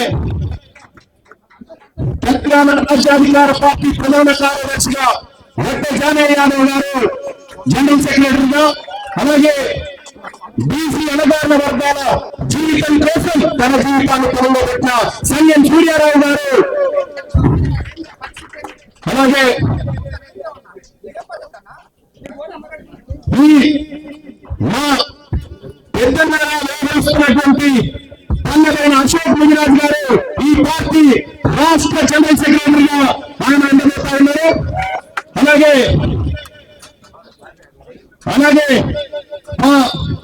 ఆడపడుచు జ్యోతి కన్నల్ గారు కూడా ఈ రాష్ట్ర పార్టీ ప్రధాన కార్యదర్శిగా మీ ముందు ఉండబోతా ఉన్నారు.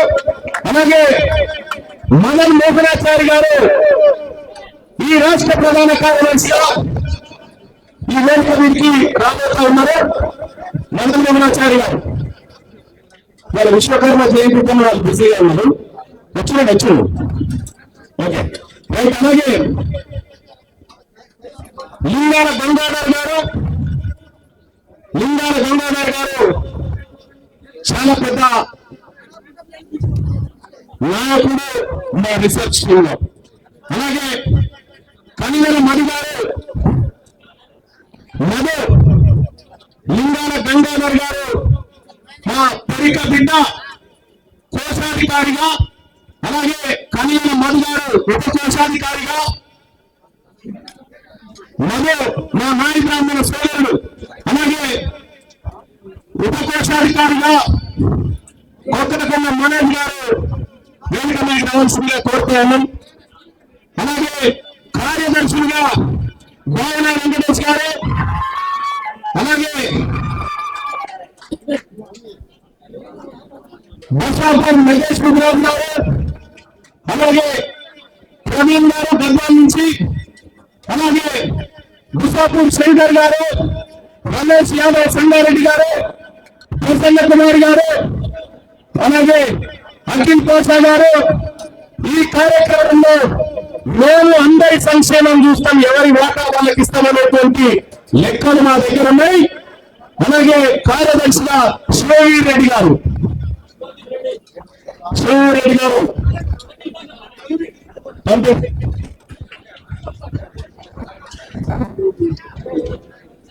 ఇదంతా పంపి అఖిల్ ప్రసాద్. Thank you. ఇది రాష్ట్ర కార్యవర్గంగా మీ ముందు నిలబడ్డాం. అలాగే ఇంకా చాలా మంది ఇన్ఛార్జీలు, బాధ్యులు, యువత విభాగం, మహిళా విభాగం, ఇలా అన్ని విభాగాల నుంచి ఈ కార్యక్రమంలో ఉన్నారు. ఈ తెలంగాణ రాజ్యాధికార పార్టీకి మహిళా అధ్యక్షురాలుగా పటేల్ వనజ గారిని ఈ సభ గౌరవించుకుంటా ఉంది. అలాగే ఇంకా చాలా మంది యువత, మిగతా విభాగాలకు సంబంధించి అతి త్వరలో ప్రకటిస్తాం. ఇక్కడ ఉన్నటువంటి వేదిక మీద ఉన్నటువంటి వాళ్ళంతా నిత్యం ఈ ప్రజల కోసం పోరాటం చేసేటువంటి బిడ్డలు కాబట్టి వాళ్ళు సముచిత స్థానాన్ని పొందగలుగుతున్నారని చెప్పి నేను తెలియజేస్తా ఉన్నా. అలాగే సోదరులారా, ఇక్కడ తిమ్మాయి మల్లన్న పైన ఇప్పటికి 4 సార్లు హత్యాయత్నాలు జరిగినాయి. మొన్నటికి మొన్న ఈ పార్టీ పెట్టబోతున్నామని ప్రకటించిన తర్వాత ఏకంగా నా కార్యాలయంలో కాల్పులు జరిగినాయి. చాలా మంది ఈ పార్టీ అడ్డుకోవాలని ప్రయత్నం చేశారు. కానీ మేము ఎక్కడ కూడా ఎవరికి చిక్కకుండా అత్యంత జాగ్రత్తగా ఈ ప్రయాణాన్ని ముందుకు తీసుకుపోతామని తెలియజేస్తూ నా మిత్రులందరూ ఒకసారి చెయ్యి ముందుకు పెడితే చెయ్యి. తెలంగాణ రాష్ట్రంలో ఉన్నటువంటి ప్రజలందరికీ మేము తెలంగాణ రాజ్యాధికార పార్టీ రాష్ట్ర కార్యవర్గ సభ్యులుగా మీ అందరి ముందు ప్రమాణం చేస్తున్నాము. మీ తలరాతలను మార్చి అన్ని వర్గాలను సమాన స్థాయిలో అభివృద్ధి చెందించే కార్యక్రమంలో ఈ పార్టీ ఉన్నందులో ఉంటుందని తెలియజేస్తా ఉన్నాం.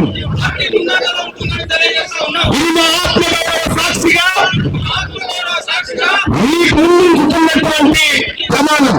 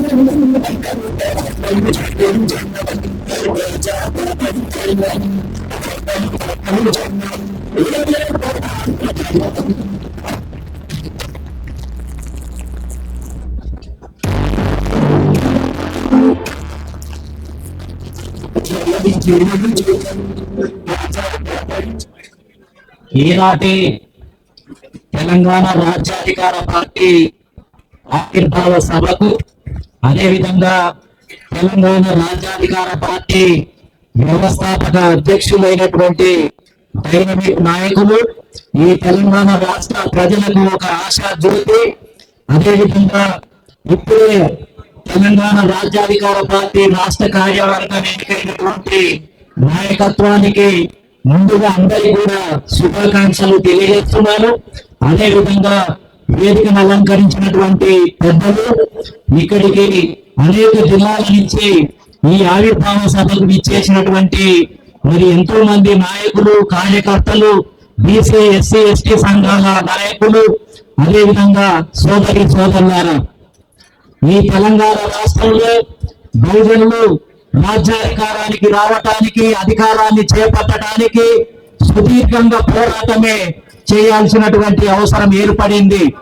ఎందరో మహామౌలు ఈ తెలంగాణ రాష్ట్రంలో మరి బీసీల సమస్యను గుర్తించడానికే చాలా కాలం ఉద్యమించాల్సినటువంటి అవసరం ఏర్పడింది. ఈ దేశంలో కులం ఉంది అని చెప్పడానికే, కులాన్ని గుర్తింపజేయడానికే అనేక సంవత్సరాలు ఏంటిది అంటే గ్రామ గ్రామాల తిరిగి ప్రజలందరి దగ్గరికి వెళ్ళి మొత్తం ఏంటంటే కులము అనేది ఉంది, అగ్ర కులాలు ఈ రాష్ట్రాన్ని, ఈ దేశాన్ని పరిపాలిస్తున్నారు, కులాల ఆధారంగా అణిచివేత జరుగుతుంది అని చెప్పడానికే చాలా సమయం పట్టింది. అదే విధంగా బీసీ కులాలకు సంబంధించినటువంటి ఉద్యమకారులను మహాత్మా జ్యోతిరావు ఫులే, ఛత్రపతి సాహు మహారాజ్, నారాయణ గురు, పెరియార్ రామస్వామి, బాబాసాహెబ్ అంబేద్కర్, కాళీశ్రీరామ్ గారు లాంటి వ్యక్తులను గుర్తింపజేయడానికి, వాళ్ళు మా పితామహులు అని చెప్పడానికి, వీళ్ళను మనం గుర్తించాలి, వీళ్ళే మన సిద్ధాంత కర్తలు అని చెప్పడానికి వాళ్ళను భుజంగా వేసుకొని గ్రామ గ్రామాన తెలంగాణ రాష్ట్రంలో తిరగటానికే చాలా సమయం పట్టింది, వాళ్ళను ఒప్పించడానికే చాలా సమయం పట్టింది. అదే విధంగా బీసీలలో జరుగుతున్నటువంటి అన్యాయాన్ని తెలియజేయడానికి అనేదానికి మొత్తం ఏంటంటే కరపత్రాలు వేసి ఎవరు ఎంత డేటా, రెడ్డి సామాజిక వర్గం ఎంతమంది ఎమ్మెల్యేలు ఉన్నారు, అదేవిధంగా వెలుమ సామాజిక వర్గం ఎంతమంది ఎమ్మెల్యేలు ఉన్నారు, ఎంతమంది ఈ రాష్ట్రాన్ని ముఖ్యమంత్రులుగా అనుభవించడం జరిగింది, మనం రాజకీయ బానిసలుగా ఉన్నాము అని తెలియజెప్పడానికే సంవత్సరాల సమయం పట్టింది. ఎంతో శక్తిని దారబోయాల్సినటువంటి సమయం పట్టింది. బీసీల నాయకత్వంలో ఒక రాజకీయ పార్టీ అవసరం ఉంది. బహుజనులంతా ఐక్యం కావాల్సినటువంటి సమయం ఆసన్నమైంది. ఈ కాంగ్రెస్ పార్టీని నమ్ముకుంటే లాభం లేదు. వాళ్ళకు ఎన్నిసార్లు మెమోరాండాలు ఇచ్చినా, ఎన్నిసార్లు విజ్ఞప్తి చేసినా, బ్రతిమిలాడినా వాళ్ళు ఇవ్వరు. ఎమ్మెల్యే టికెట్లు ఇవ్వరు, ఎంపీ టికెట్లు ఇవ్వరు, బీఆర్ఎస్ పార్టీ ఇవ్వరు, అదేవిధంగా బీజేపీ పార్టీ ఇవ్వదు.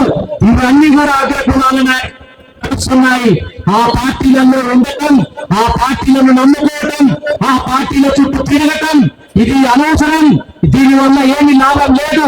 స్వతంత్రమైనటువంటి ఉద్యమమే చేయాల్సినటువంటి అవసరం ఉంది. మన నాయకత్వంలోనే మనం పార్టీ పెట్టుకోవాల్సినటువంటి అవసరం ఉంది. బీసీల నాయకత్వంలో ఈ రాజకీయ పార్టీ ఏర్పడినప్పటికీ ఎస్సీ, ఎస్టీ, అదేవిధంగా ముస్లిం మైనారిటీలు, మహిళలు పెద్ద మొత్తంలో ఈ పార్టీలో భాగస్వాములను చేసి ఎవరి జనాభా ప్రకారం వాళ్లకు వాటా, ఎమ్మెల్యే, ఎంపీ, అదేవిధంగా అన్ని పదవులలో కూడా వాటానిచ్చి ఈ రాష్ట్రంలో ఒక సమానత్వాన్ని, ఈ రాష్ట్రంలో ఒక సమాజాన్ని నిర్మించడం కోసమే ఈ సమయం ఆసన్నమైంది. నేను ఎప్పుడో చెప్పాను 8 నెలల క్రితమే ఒక ఇంటర్వ్యూలో, ఒక యూట్యూబ్ ఛానల్ ఇంటర్వ్యూ చేస్తుంటే ఆ కృష్ణయ్య పార్టీ పెట్టలేదు, ఇంకో సంఘం నాయకులు పార్టీ పెట్టలేదు, మరి ఎవరు పెడతారు అని అడిగితే నేను చెప్పాను తీర్మార్ మల్లన్న పార్టీ పెట్టేటట్టుగా కనిపిస్తుంది, ఆయన ఒక్కరికే దమ్ము ఉందని 8 నెలల క్రితమే ఒక యూట్యూబ్ ఛానల్లో నేను ఇంటర్వ్యూలో చెప్పాను. కాబట్టి అప్పటికి ఇంకా కాంగ్రెస్ పార్టీలోనే ఉండి పోరాటం చేస్తున్నాడు. అయినా నాకు నమ్మకం కలిగింది. కాబట్టి ఆ ధైర్యం ఉన్నటువంటి వ్యక్తి ముందుకు వచ్చాడు. ఇప్పుడు మనం పట్టింపులకు పోకుండా బీసీలందరినీ కూడా ఏకం చేసి, అదేవిధంగా ఎస్సీ సమాజాన్ని, ఎస్టీ సమాజాన్ని, ముస్లిం సమాజాన్ని, అదేవిధంగా మహిళా సమాజాన్ని మనం వెంట పెట్టుకుని ఈ రాష్ట్రాన్ని విముక్తి చేయాల్సినటువంటి సమయం ఆసన్నమైంది. రాజకీయ బానిసత్వం యొక్క సంఖ్యలను తెగదించడానికి మనం కట్టులు కట్టాల్సినటువంటి అవసరం ఉంది. ఇక ముందు పోరాటం చేయాల్సింది అగ్రకులాలకు వ్యతిరేకంగా కాదు, మన సమాజం మీదనే, మన బహుజనుల మీదనే, మన బీసీల మీదనే. మన బీసీలలో అమాయకత్వం ఉంది, అదేవిధంగా అనైక్యత ఉంది. ఒక కులానికి ఇంకొక కులము అని అంటే అపోహలు ఉన్నాయి. వీటిని మొత్తం నేర్పేయడానికి మొత్తం ఏంటంటే పాలక వర్గాలు ఎదురు చూస్తూ ఉంటాయి.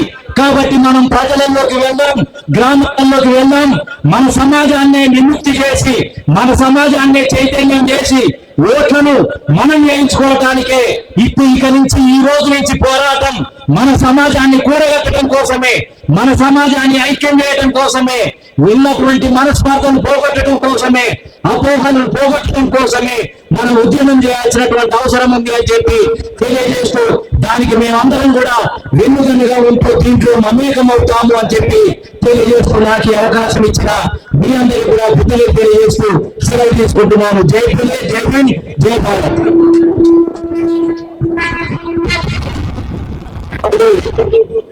పార్టీ కండువాలు ఇప్పుడు ఇంత మందిని చేంజ్ చేసుకోవడం అంటే ఒక పెద్ద కార్యక్రమం అవుతుంది. కాబట్టి నేను పెంటీఎం సభ్యులు చెప్తా ఉన్నా, పార్టీ కండువాలు వాళ్ళందరికీ సప్లై చేయండి. ప్రతి గ్రామంలో ఇప్పటికే చాలా మంది మిత్రులు వచ్చిన ఫోటో చేయించినారు. అన్నా మా ఊర్లో మన పార్టీ గజ్జ రెడీ అయిపోయింది, మన జెండా రెడీ అయిపోయింది, కానీ నువ్వు చెప్తాదాన్ని పెట్టడమే అనేటువంటి మాట చెప్పడం జరిగింది. వాళ్ళందరికీ కూడా మీ గ్రామంలో, ప్రతి గ్రామంలో ఉన్న బొడ్రాయి మన ఐక్యతకు సాక్ష్యం. ఆ బొడ్రాయి సాక్షిగా మన జెండా ఎగరాలి. ప్రతి గ్రామంలో రాజ్యాధికార పార్టీ జెండా రేపరేపలాడాలని చెప్పి తెలియజేస్తూ, అందరినీ చాలా మంది అక్కడి నుంచి వచ్చినారు, చాలా మందికి జైలు కావడానికి. సో ఇన్ని వేల మంది ఇప్పుడు అందరూ జాయిన్ అయినట్టుగా భావించాల్సిందిగా అందరూ కోరుతా ఉన్నాం. ఎందుకంటే అంత గట్టిగా చప్పట్లు కొట్టి జైన్ అయిన నాతో పాటు తెలియజేయండి, గట్టిగా చప్పట్ల ద్వారా.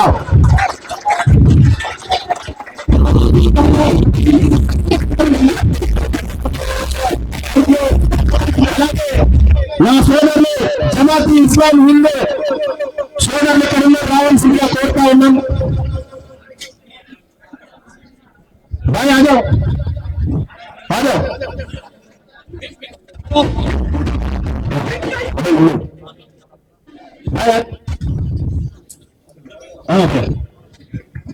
మనతో పాటు మన ఈ పార్టీ మన బీసీ ఉద్యమానికి తెలంగాణ రాష్ట్రంలో ఉన్న జమాతే ఇస్లామీ హింద్ సంస్థ మనతో పాటు ముందడుగేసి వస్తారండి.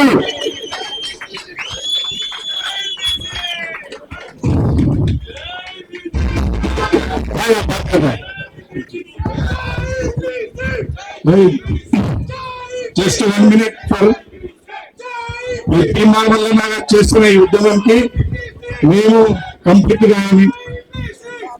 वोट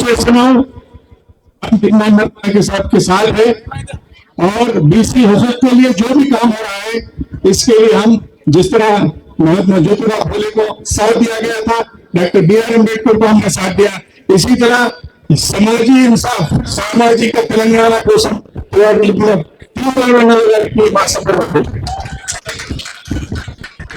थैंक यू भाई साहब. మొసార్కి ప్రజలు తెలంగాణ రాష్ట్రంలో ఉన్నటువంటి మా బీసీ బిడ్డలు మా మైనారిటీ బిడ్డలకు వాళ్ళని ఈ పార్టీ తమ కడుపులో దాచుకుంటుంది అని చెప్పి తెలియజేస్తా ఉన్నాం. అలాగే తెలంగాణ రాష్ట్రంలో ఉన్నటువంటి ఎస్సీ ఎస్టీ ఇంకా ఏవైతే అణగారిన వర్గాలు ఉన్నాయో ఆర్థికంగా వెనుకబడిన వర్గాలు ఉన్నాయో వాళ్ళందరి బాధ్యతని పార్టీ స్వీకరిస్తుందని చెప్పి తెలియజేస్తా ఉన్నా. అలాగే అశోక్ గుజరాత్ ఒక విషయం మాట్లాడాల్సింది. ఈరోజు మరి అత్యంత శోధనంగా భావిస్తున్నాను. ముఖ్యంగా మరి ఏదైతే ఇన్ని రోజులు రాజ్యాధికారం కోసం కొట్లాడినారో ఆ రాజ్యాధికారం సాధించే దిశగానే ఈరోజు రాజకీయ పార్టీ ఏర్పాటు చేసినటువంటి తీర్మానం వల్ల నాకు వేదిక నుంచి ప్రత్యేకంగా ధన్యవాదాలు తెలియజేస్తుంటూ తప్పకుండా మరి మా మీద గురుతరమైనటువంటి బాధ్యత కూడా పెట్టినారు కాబట్టి తప్పకుండా ఆ బాధ్యత నెరవేర్చే విధంగా ప్రతి గ్రామాన మన జెండా పోయే విధంగా మన ఎజెండా పోయే విధంగా కృషి చేస్తారని హామీ ఇస్తూ పని చేసినటువంటి అందరూ ధన్యవాదాలు చెప్తూ ఇస్తున్నాను. రైట్ గా మన సూర్యాపేట టైగర్ ఒకసారి మాట్లాడాల్సిందిగా కోరుతాను.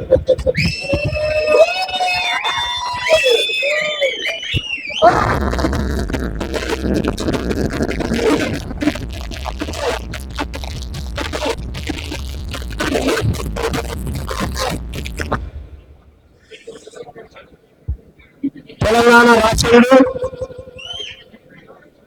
మరి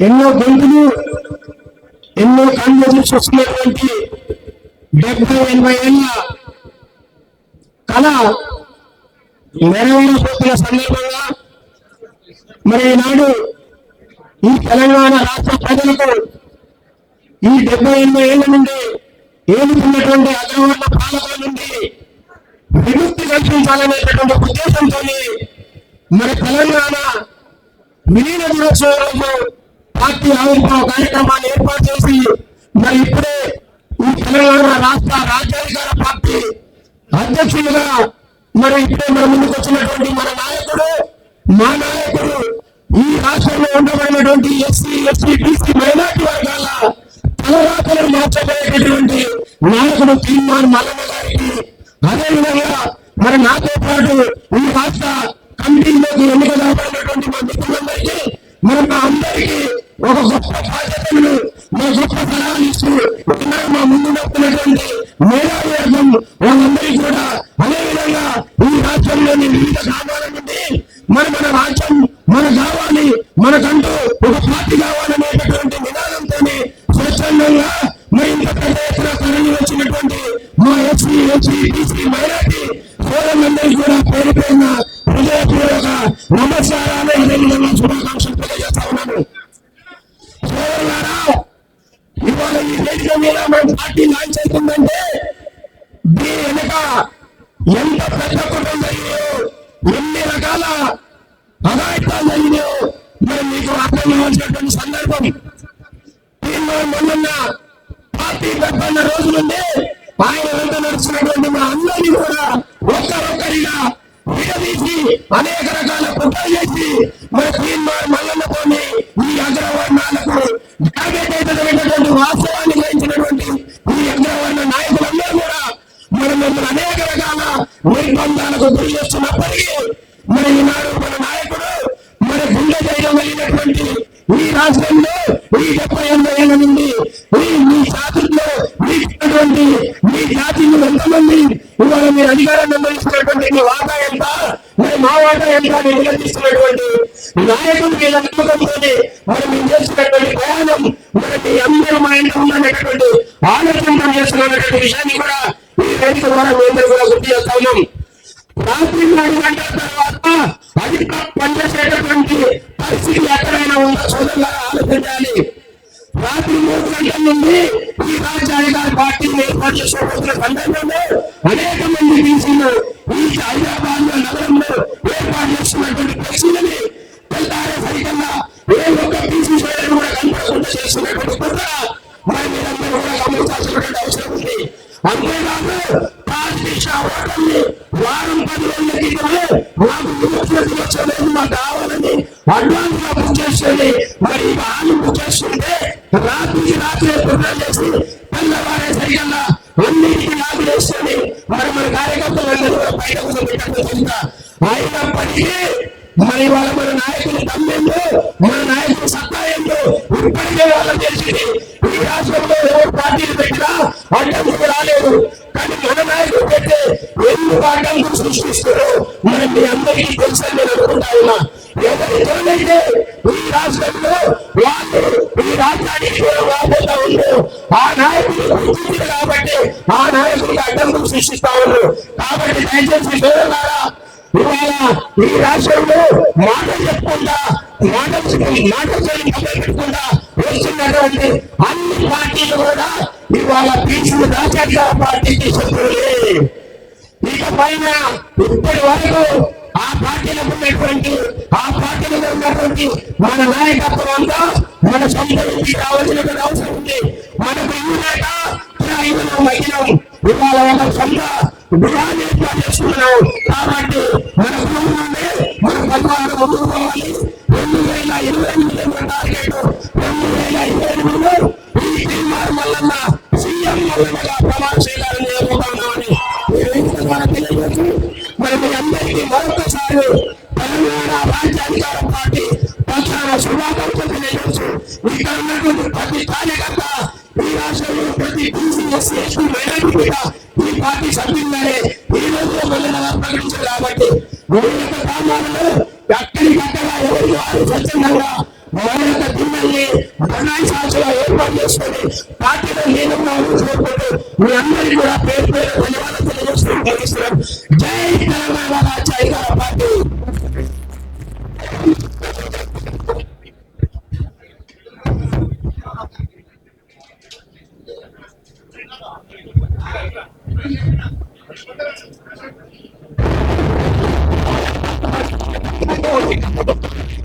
జై తెలంగాణ, జై బీసీ, జై తెలంగాణ రాజ్యాధికార పార్టీ, మల్లన్న గారి నాయకత్వం. నేను చాలా గౌరవించే రైతు నేను ఒకటే విషయం చెప్తా. ఈ రాష్ట్రంలో బీసీలు రాజ్యాధికారం వైపు ప్రయాణించడానికి మొట్టమొదటిగా స్టార్ట్ అయింది తాగుకృష్ణ నుంచి. అక్కడి నుంచి మిర్యాలగూడ వెళ్ళింది. మిర్యాలగూడ నుంచి వరంగల్లో పెద్ద బహిరంగ సభ జరిగింది. దాని తర్వాత ఖమ్మం పోయినాం, లోయాకర్నూలు పోయినాం, మెదక్ పోయినాం, నిజామాబాద్ పోయినాం. చివరికి మళ్ళీ తాగుకృష్ణగా వచ్చింది. ఇక్కడి నుంచి మనకి ఎక్కడ పోవాలి? పోవాలి. నెక్స్ట్ గోల్కొండ కూడా పోవాలి. గోల్కొండ కూడా ఏదేస్తాం జెండా ఎగరేయాలి. ఈ రాష్ట్రంలో మల్లన్న గారి నాయకత్వాన్ని బీసీలు జెండా ఎగరేస్తారు. పూర్తి విశ్వాసం ఉంది. రాష్ట్రండి విలేకరులను అడుగుతున్నాను, రిక్వెస్ట్ చేస్తున్నాను. ప్రజలు కూడా మరింత గమనించండి. ఈ రోజు 15/9/2025 రోజులు రాసిపెట్టుకోండి. వచ్చే 28 సంవత్సరంలో 100% సీఎం మల్లన్న గారు అవుతారు. బీసీల రాజ్యాధికారం అవుతారని నేను దేశాన్ని చెప్తాను చూస్తున్నాను. ఒకసారి మీ అందరికీ జై బీసీ, జై బీసీ, జై టీఆర్పీ.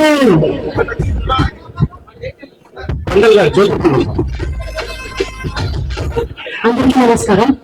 ఇప్పటివరకు పెద్దవాళ్ళు చెప్పారండి. నేను ఒకటే చెప్తాను, మనం అందరం కలిసి పనిచేసి మల్లన్న గారిని సీఎం చేయాలని నేను ఈ సందర్భంగా అందరికీ కోరుకుంటున్నాను. Thank you so much. అది తప్ప ఇంకేమైనా చెప్పరు. ఎందుకంటే ఈ ఈ తెలంగాణలో రోజుల్లో అధికారం అన్ని వర్గాలకు ఈక్వల్ గా పంచబడాలన్నది మా లక్ష్యం. అన్ని వర్గాలకు ఈక్వల్ గా పంచబడాలన్నదే. అలాగే ఈ పార్టీ ఎప్పుడైతే నిజాం ప్రభు 1948 సెప్టెంబర్ 15 వదిలిపెట్టిందో ఆ వదిలిపెట్టిన తెలంగాణ కావాలి మాకు.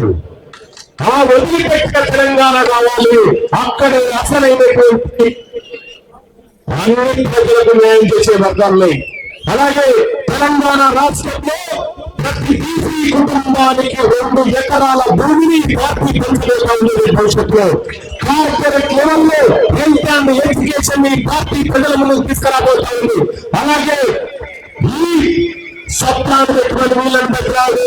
ఈ కారు నుంచి మేము అడుగుతున్నాయా, మాకేం కావాలో మేము తీసుకుంటాం, మాకేం కావాలో మేము నిర్ణయం చేసుకుంటాం. అలాగే తెలంగాణ రాష్ట్రంలో ఉన్నటువంటి మెజారిటీ ప్రజల ఆకాంక్షలకు ప్రతిరూపంగా ఈ పార్టీ నిలుస్తుందని తెలియజేసుకుంటూ ఈ కార్యక్రమానికి విచ్చేసిన మీడియా సోదరులకు, ప్రజలకు అందరికీ పేరు పేరున మరొకసారి ధన్యవాదాలు తెలియజేసుకుంటూ జై టీఆర్పీ, జై టీఆర్పీ, జై తెలంగాణ. ధన్యవాదాలు.